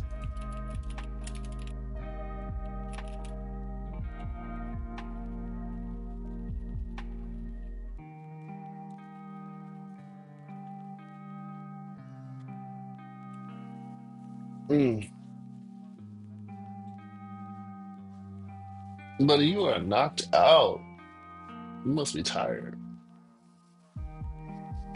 Me too. I'm tired as well. Always tired. Okay. Well, the name of the path of the file, cool. Secondly, these are arguments to determine how the file should be opened. They're combined using the bitwise OR operator. Okay, so if I need to take some notes on this too. So you can give any number of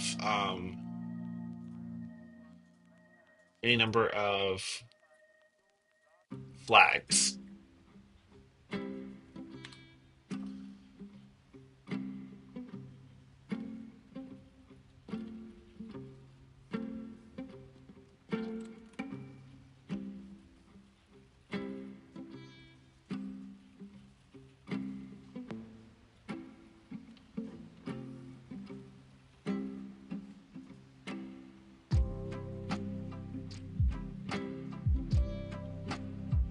Okay. I do not understand permissions, and that's one thing I need to slow down and understand one of these days, but not today. Okay, so flags can be compounded using the OR operator, which is the pipe. Okay.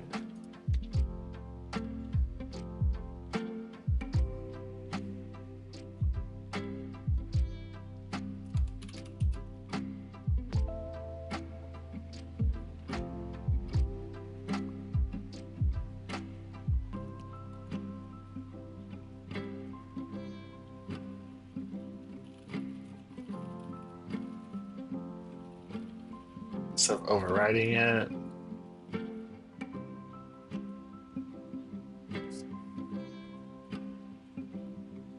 I'm assuming this will create file if it doesn't exist.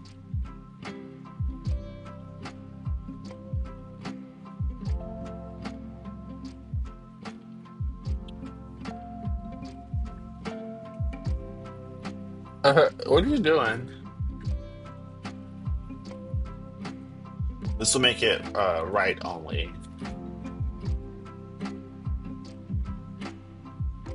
open the file as write only. Um, Permission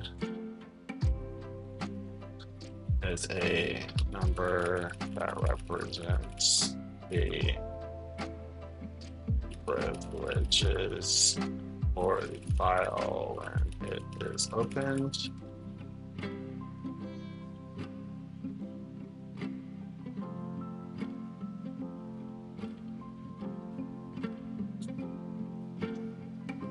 I guess this is the permission is used if it needs to make.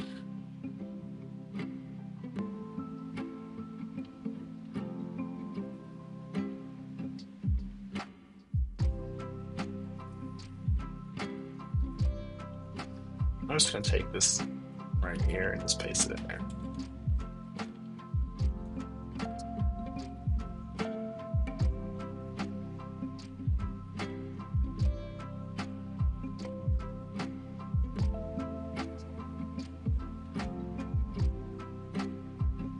Okay, so this is readable by everyone, but only writable. Readable by everyone, writable only by owner.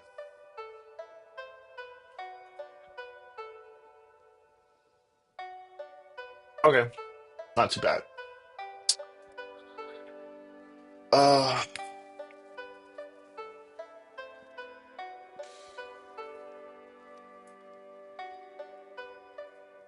I need to order some food. I didn't have lunch.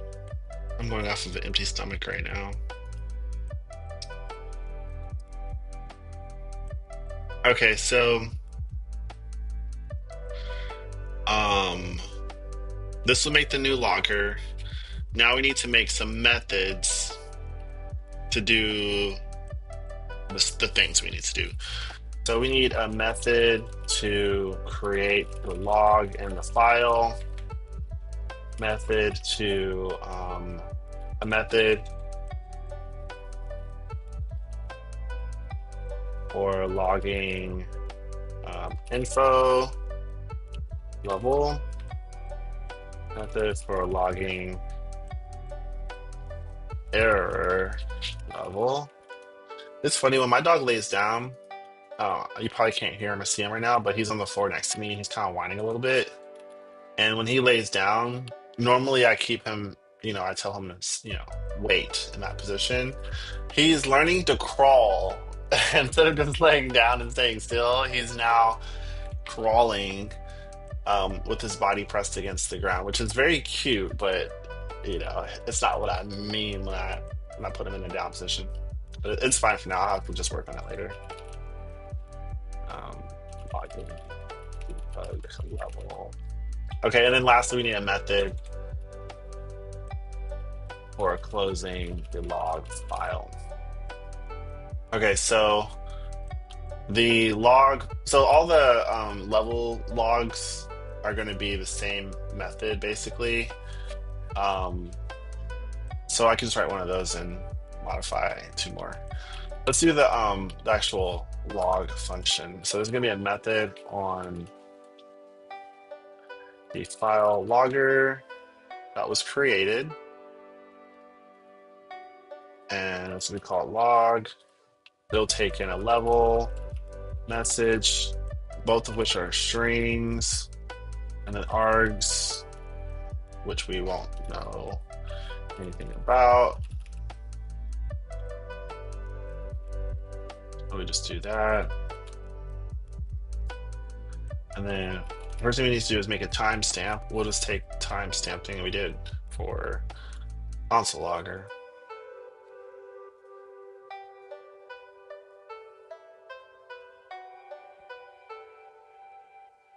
We'll just reuse this. I think we can basically reuse. I'm going to reuse this stuff and I just modify it for this current implementation. So format message, we're going to do string. We're going to say we'll take the log entry, and we're going to assign it to a formatted string. And this part's going to be the same, and we're going to make sure we put a line break at the end so that these all don't end up on the same line.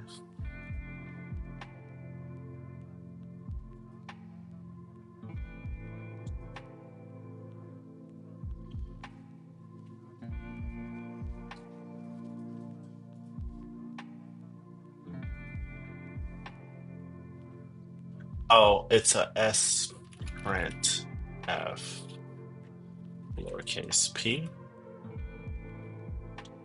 Okay, so now that is our formatted message, and then we need to make the, oh, we need to write to a file, l.file dot write string. Why are you crawling? You look like a little worm. We need to write the log entry to the file.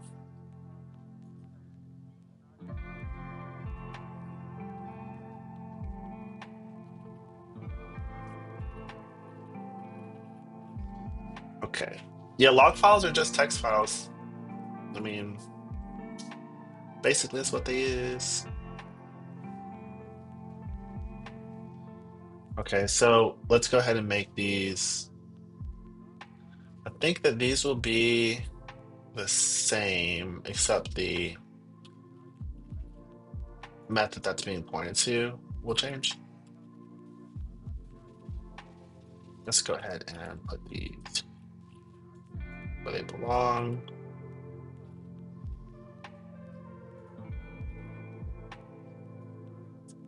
Use my little trick. Boom. And this needs to be file logger, like that. I think we're good with that. And then we'll make one more.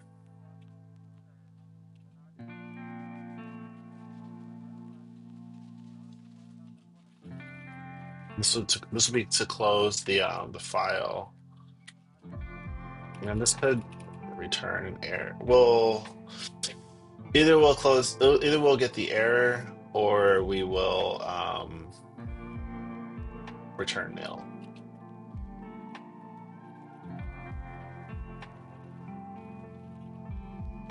Okay. Let's think we're done. Let's run our tests real quick, see what happens.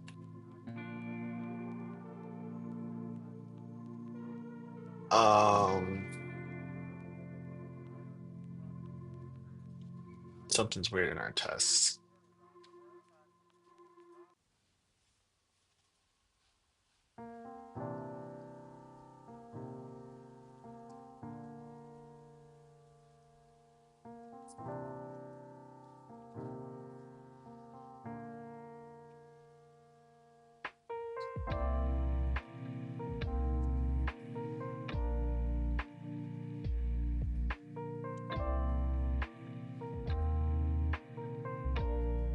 So just as before, we're gonna have to format dot print, and let's just put the content dot string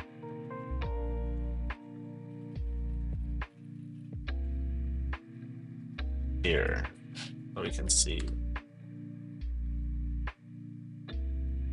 Did that not work?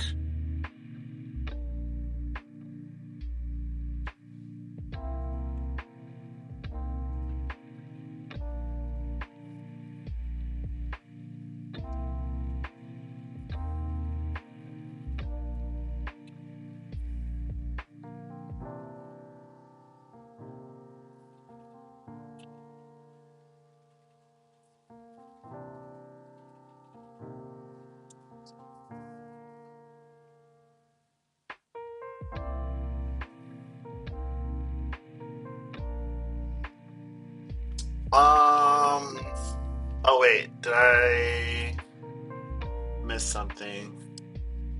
Me. Oh man, did I miss something?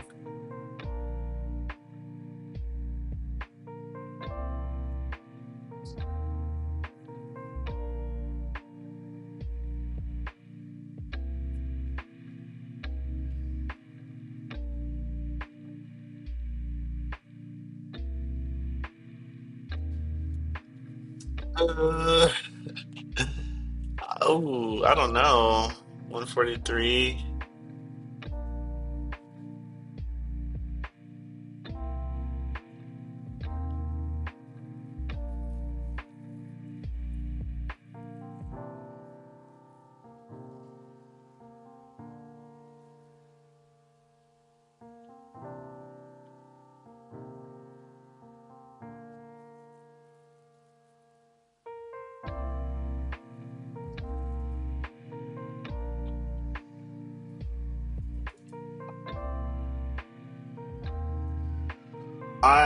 I'm stumped on this, so I'm gonna get a little bit of help here.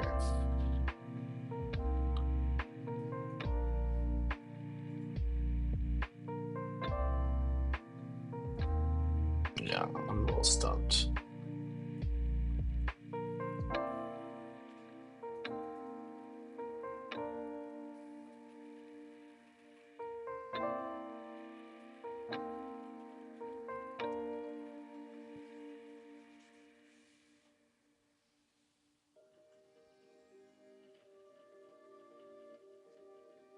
Oh, did I forget to put the defer?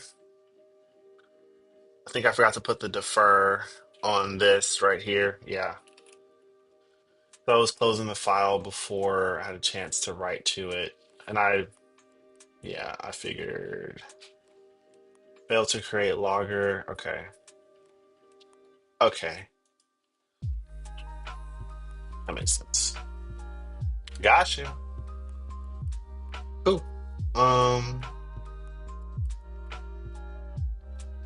yeah, I think we're good. I got a little bit of a formatting weirdness. Oh, I know why that's doing that. Let's remove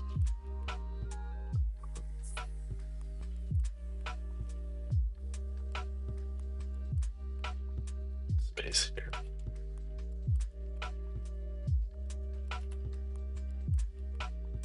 Cool. Okay, we don't need this. We can remove it up here again and one more time just for good measure. Cool.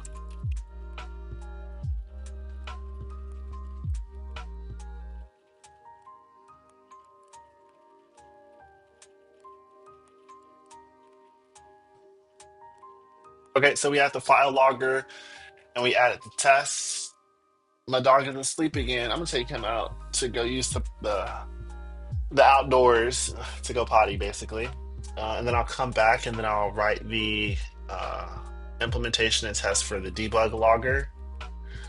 And after I do all of this stuff based on the plan that I made earlier when I started, I'm going to need to make a logger factory um, that's going to utilize these different types of loggers, basically.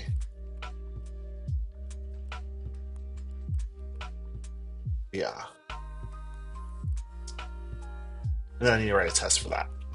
Okay, so yeah, give me. I think this time just give me like 15-ish minutes, and then I'll come back.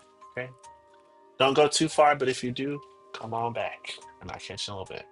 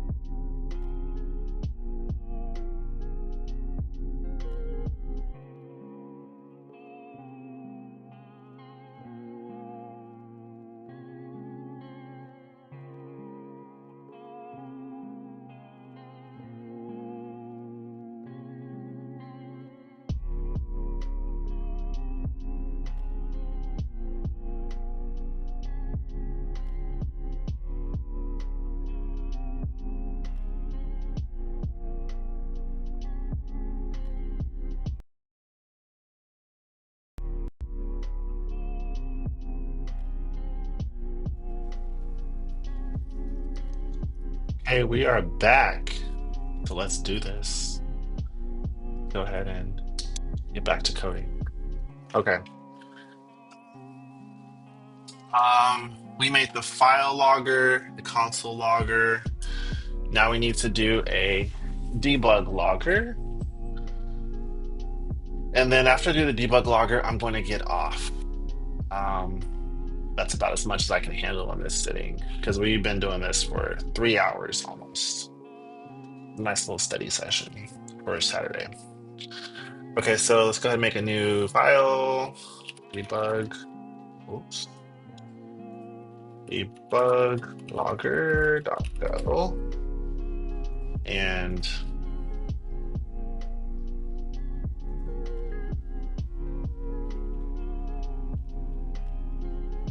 I got some oatmeal here. Well, it's preparing at least. You know, I like my oatmeal al dente. I don't mind if my oats are a little hard, to be completely honest. I just see it as roughage at this point in my life. Roughage and fiber.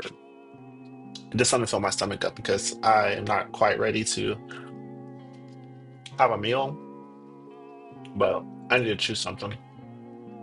Am I the only person that just needs to choose something?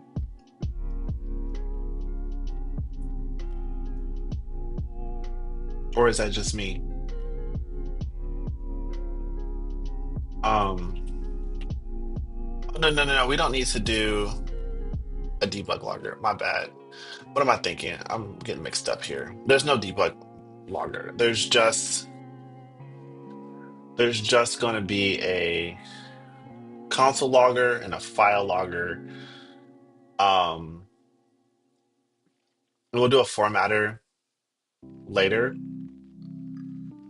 For now, we need to move on and we need to make the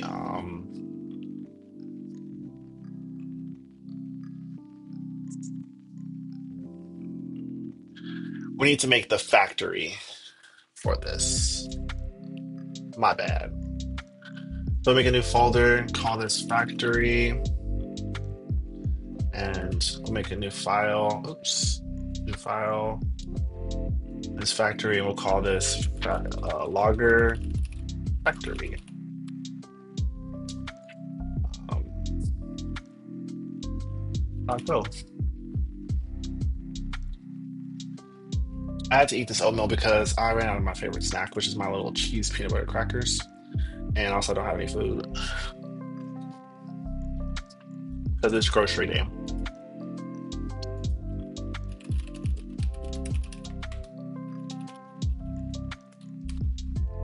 Okay, so we're going to import the logger into here.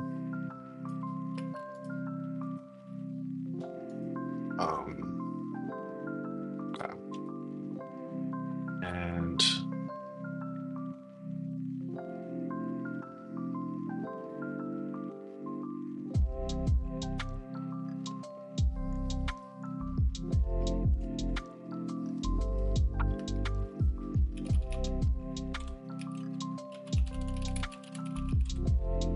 make an interface for this.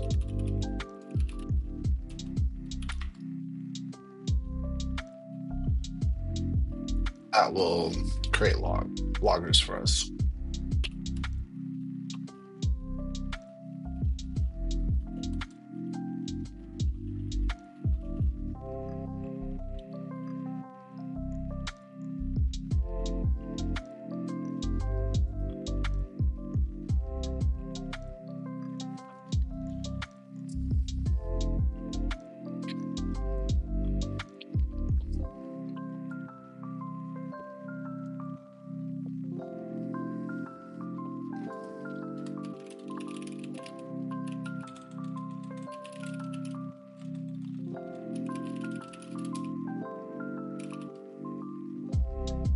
Somewhere about halfway through this last little study, not session, but like this little part of the stream, I'm gonna have to order some food so that when it gets here will be when I get off. I need to organize that.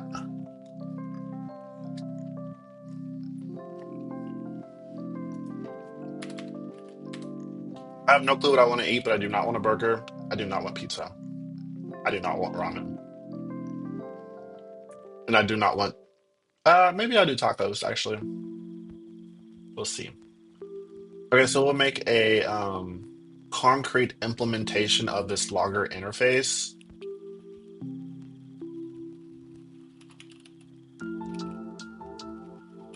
which is a strut. Um,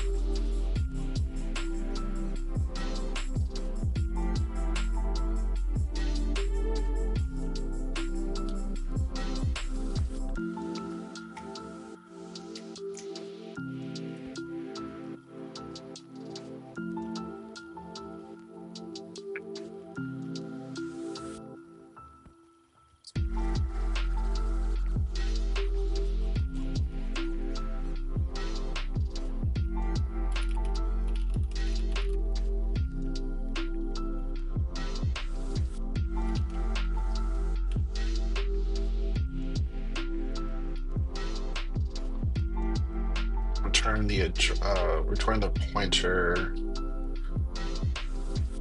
for the concrete logger factory state.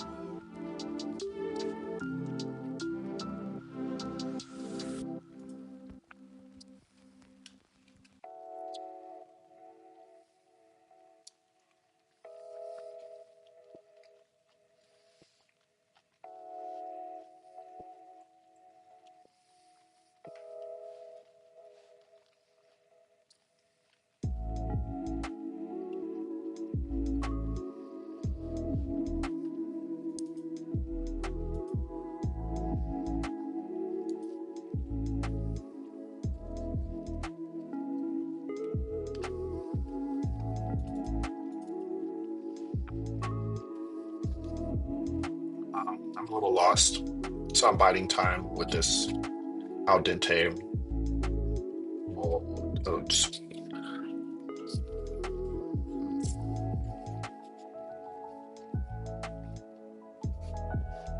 Mhm.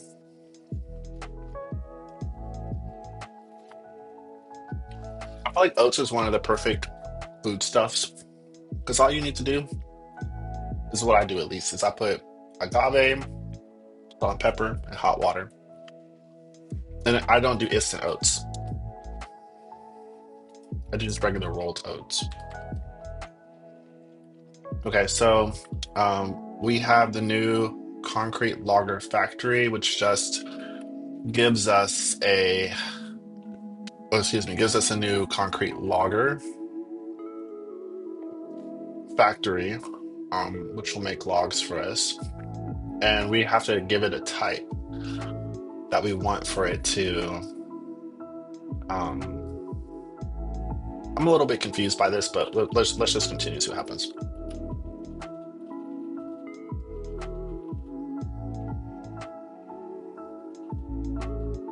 A logger,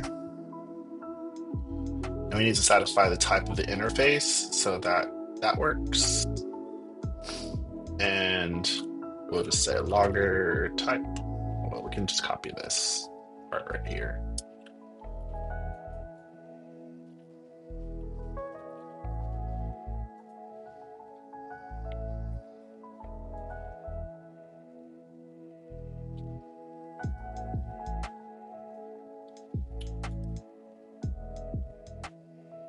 Okay, so we'll do switch.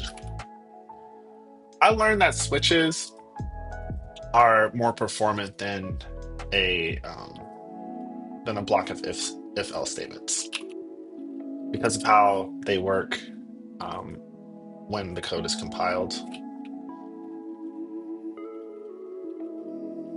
There was this YouTube channel called Low Level that explained it. I remember the gist of it, but not the detail. But I do remember that that was the conclusion of the video. It has something to do with the way that the code is evaluated with an if blocks will evaluate all the code in each of those blocks or do some type of evaluation, whereas the switch will only evaluate what can actually happen. Something like that. Might have to go back and like look into that because it seemed important. But anyways, so I didn't leave knowing that switches are faster. The logger dot new console logger.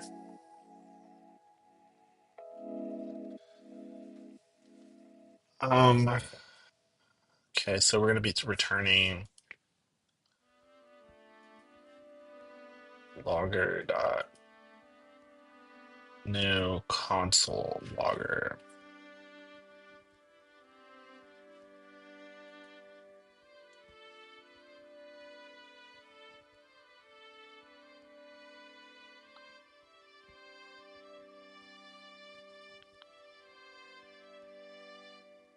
Um, I always figure I can break these files out. So file logger and console logger. Put you together.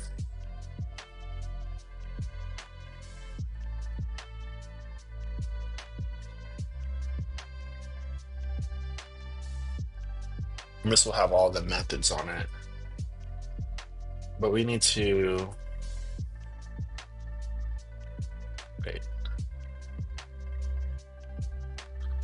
Not enough return values. Oh, we need to return nil.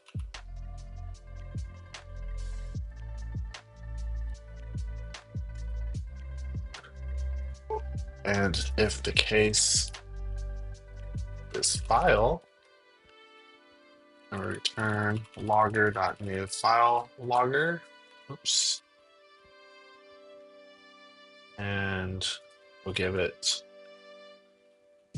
log.txt.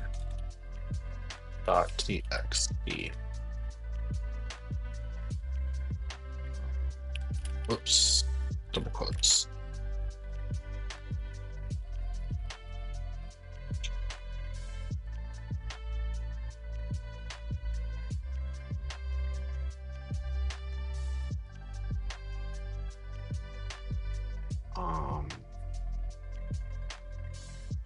A default.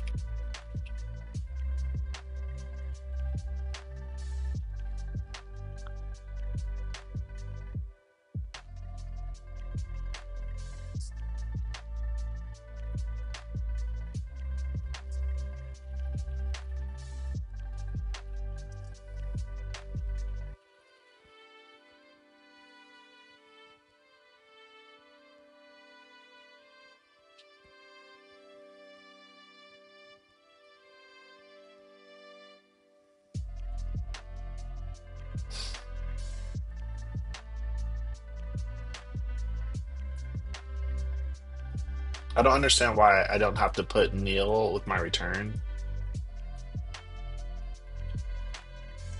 Oops, wrong thing.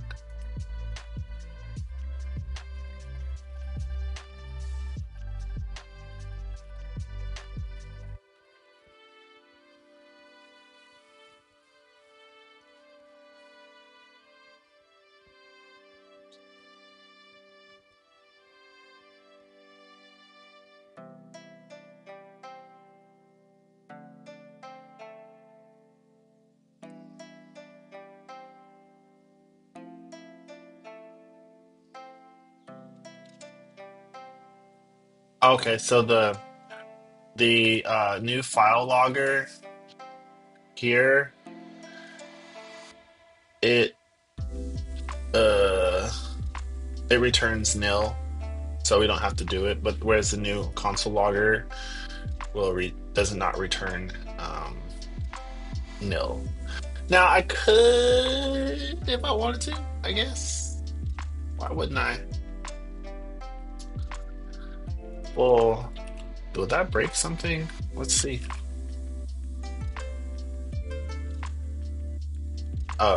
Error.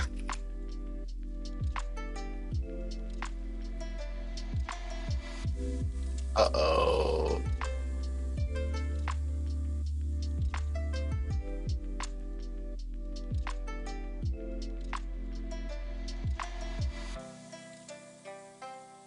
Um,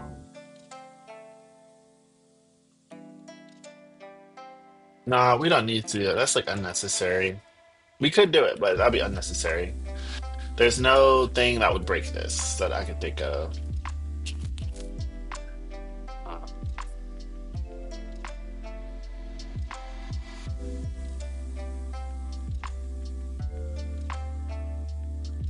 yeah. Okay, we can just leave that. Let's go back to this. So this is done, I think. And we can just write our tests really quickly here. We need to make a new test file in our test folder.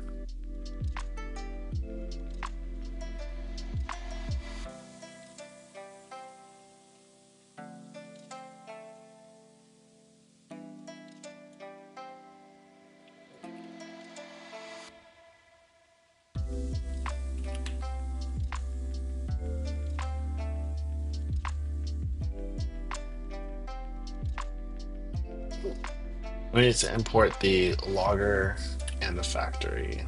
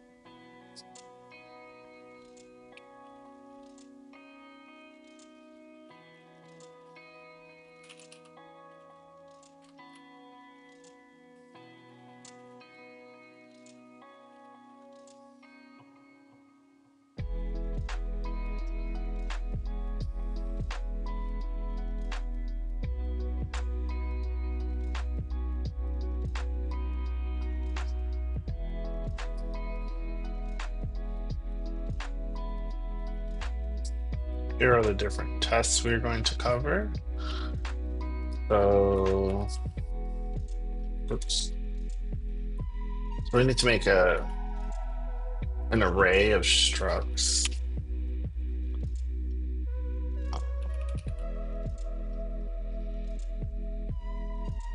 So the struct is going to be name, string, logger, oops, logger type, string.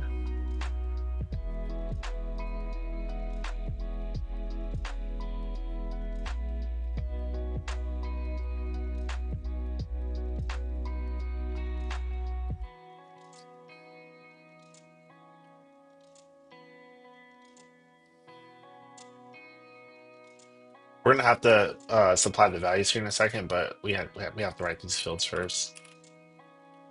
Expected type interface and expect an error. Yeah, and then we're actually going to create a new one for this type, and we're gonna say console logger type console expected error. We'll put the message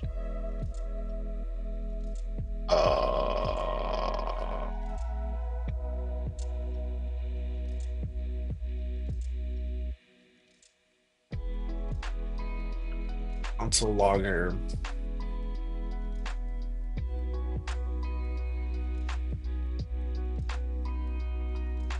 Oh, we'll make a new logger.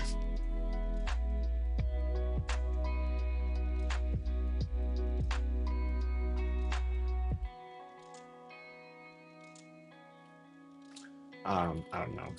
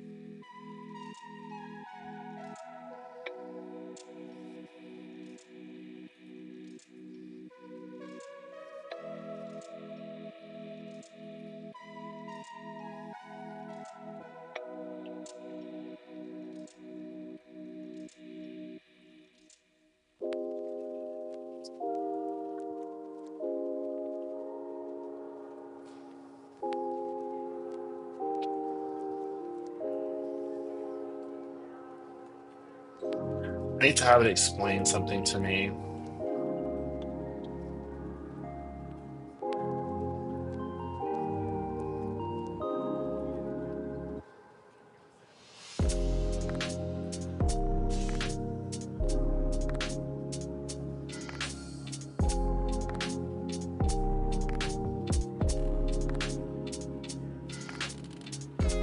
Oh, we're just using console logger type, which is stored in that dot notation is getting me.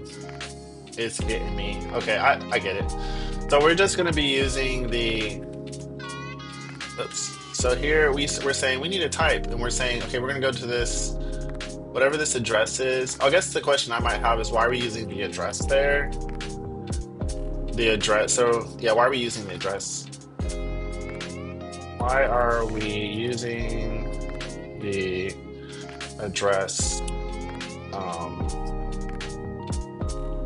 of console logger and file logger?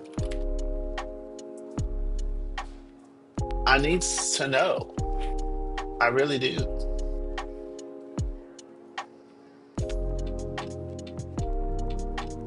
I think my session's getting too long here because now my browser is lagging. Oh, 1.5 gigabytes. Damn, it must be storing a lot of stuff in order to keep the session going. I also need to update my browser. Okay, so the address of operator in this context is related to how we typically work with log implementations in Go. So in Go, the interfaces are typically implemented by pointer receivers. This means that the methods are often defined on the pointer type. Um,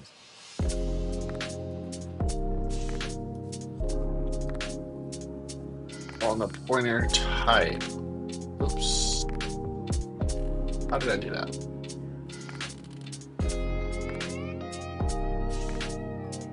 Okay, I must be tired. I am doing all sorts of stuff. Okay, defined on the pointer type. When you create a new logger with new console logger,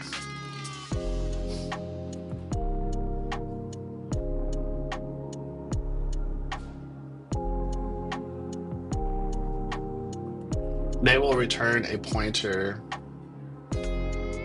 not the struct itself.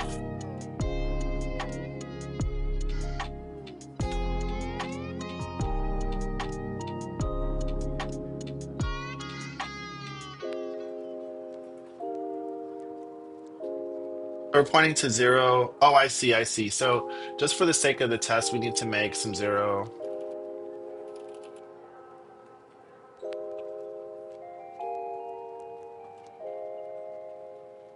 We make zero value instances of the two structs. Okay.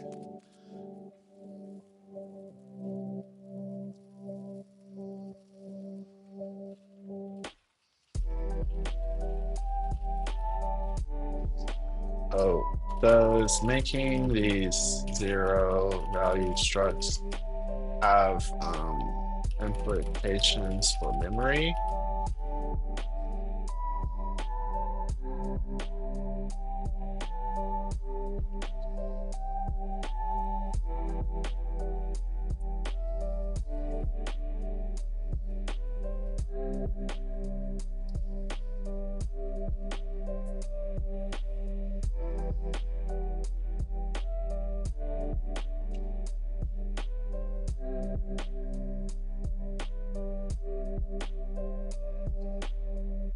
In the stack, not the heap. Okay.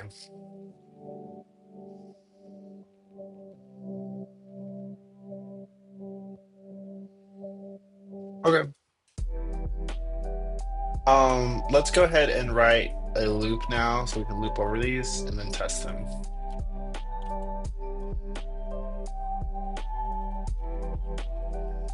Over all the tests, I need t dot run.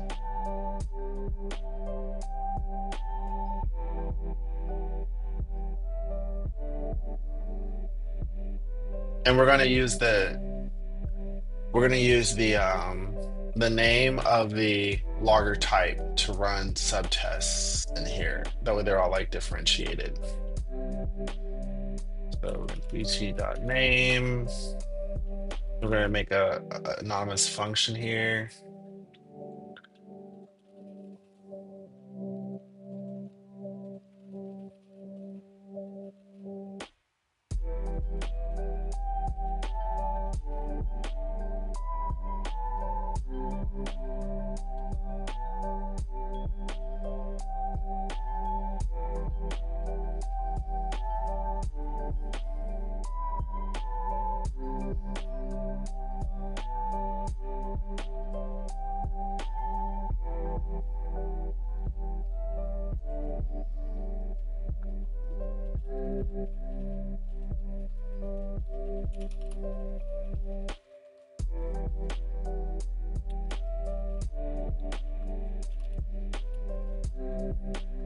I'm gonna pass in the logger type, and then we're gonna do if pt.expect error.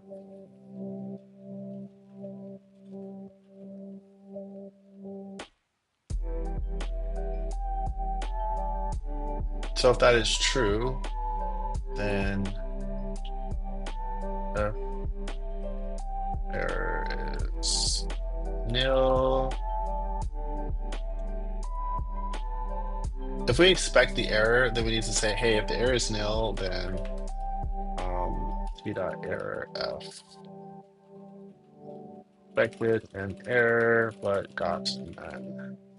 What is this complaining about?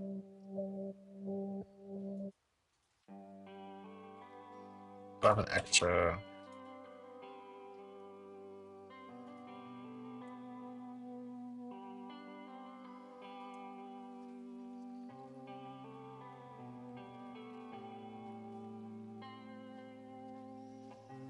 I got an issue here. So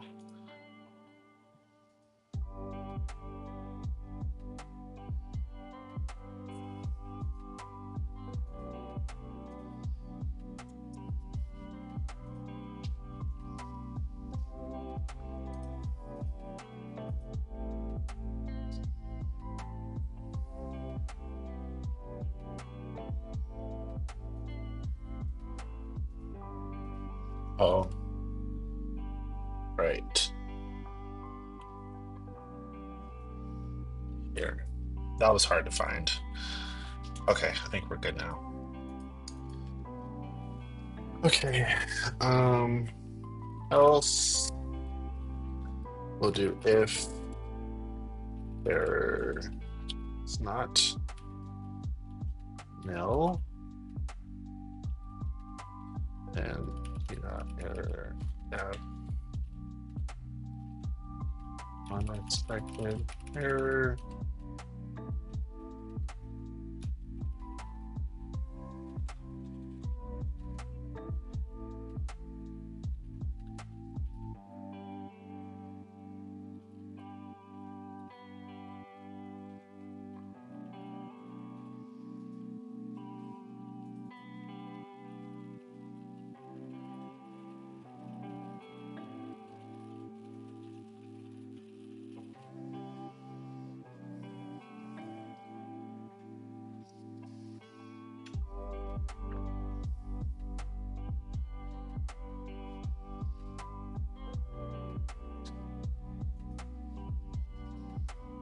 Command Shift K to delete a line. Okay, cool. I'm gonna have to use that because yeah, it'll save me some time here. Okay, so if it's not nil, then we'll say we got a random error. If logger is nil, then we'll say g dot error f expected a logger but dot nil. If this is nil, why is that complaining? Double equals. Okay. Um, else if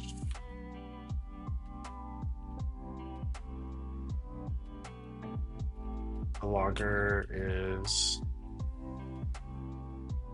so we'll get the expected type. Oh, we'll do type enforcement for the logger basically.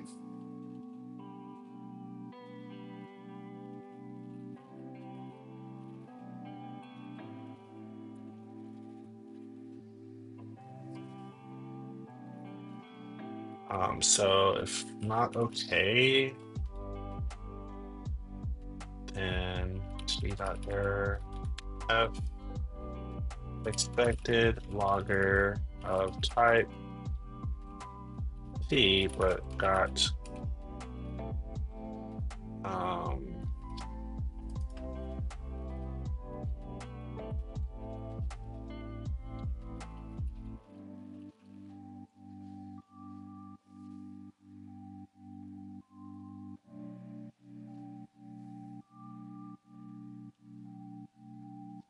print the type. Okay.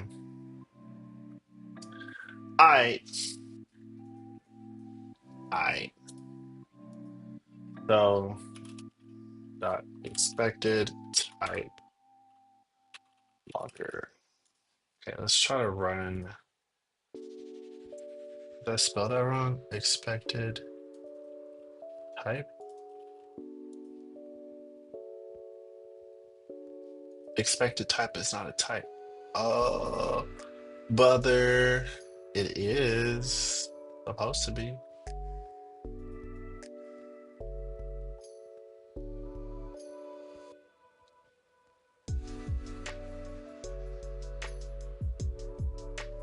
Oh, did I did I erase my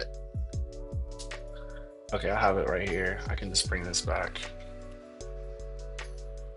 How did I erase that? Did I move it?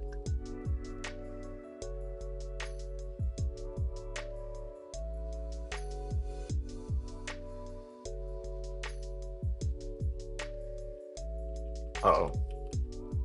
I'm tripping. I'm tripping. Ignore me. I'm tripping right now. But it's saying logger dot. Oh,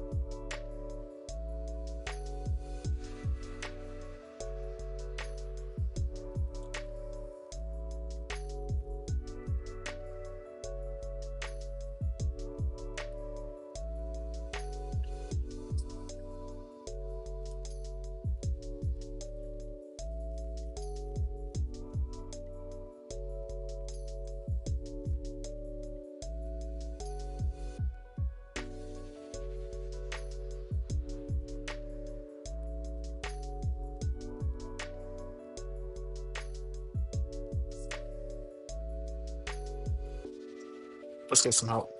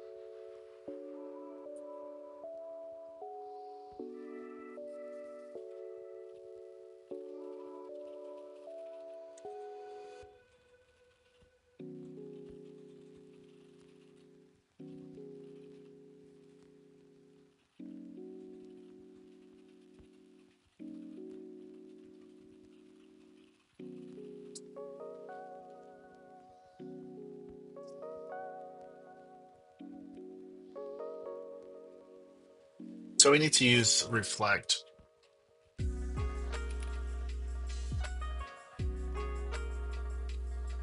and um,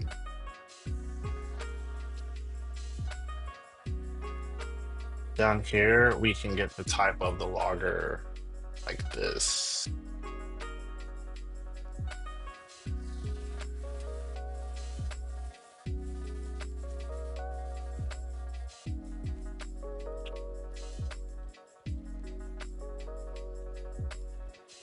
Type of, so if that does not equal expected type.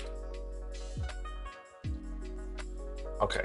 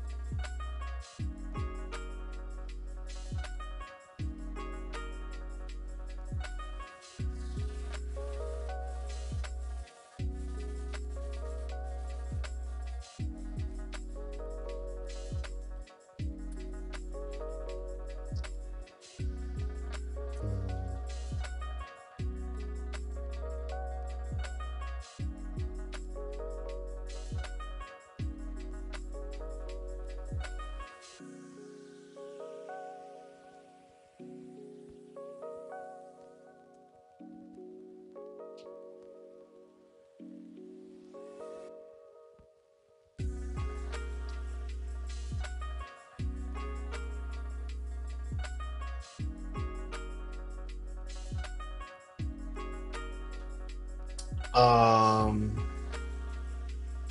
okay, so we need to modify this, and we need, because if we're gonna do reflect on the actual logger, we need to do that on the type here as well. So we can do this. Um,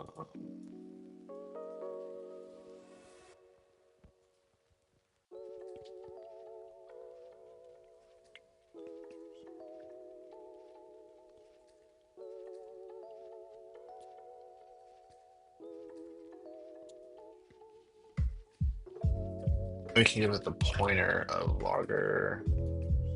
We don't need to make a we don't need to make a empty struct. But we do need to say no here.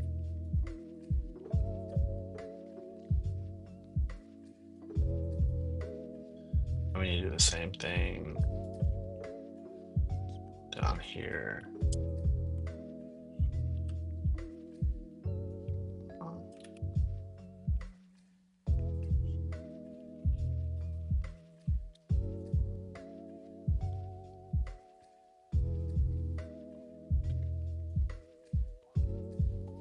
We're gonna see if that works. Oh, we good.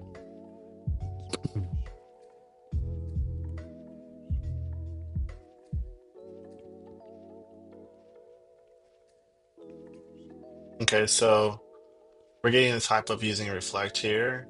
What is the dot? What does the nil at the end do?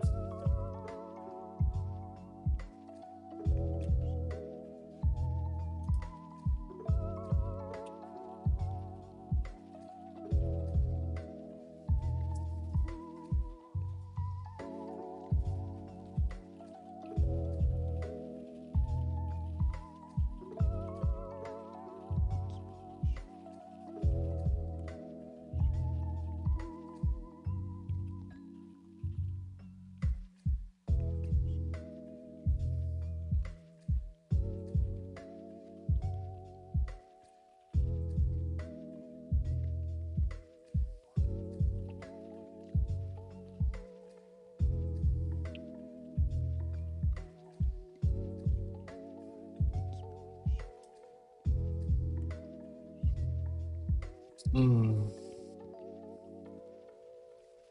So this type conversion is saying treat the following value as a pointer to a logger console logger. It's nil, but we're going to treat it as a pointer to it. Oh, so it's kind of like making, it's not like making an empty construct, it's like making a nil value seem as if it is of a type. And that way we can just compare to it. A nil pointer with the type.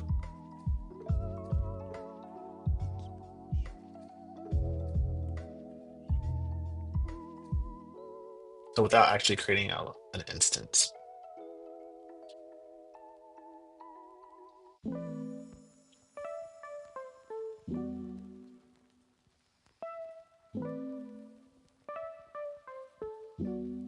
We'll just take this comment and put it here.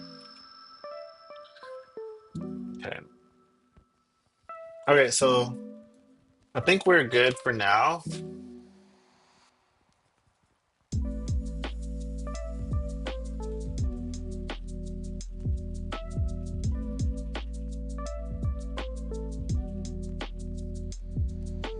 Yeah, I think we're good for now on this. Let me go ahead and do a commit while I'm here.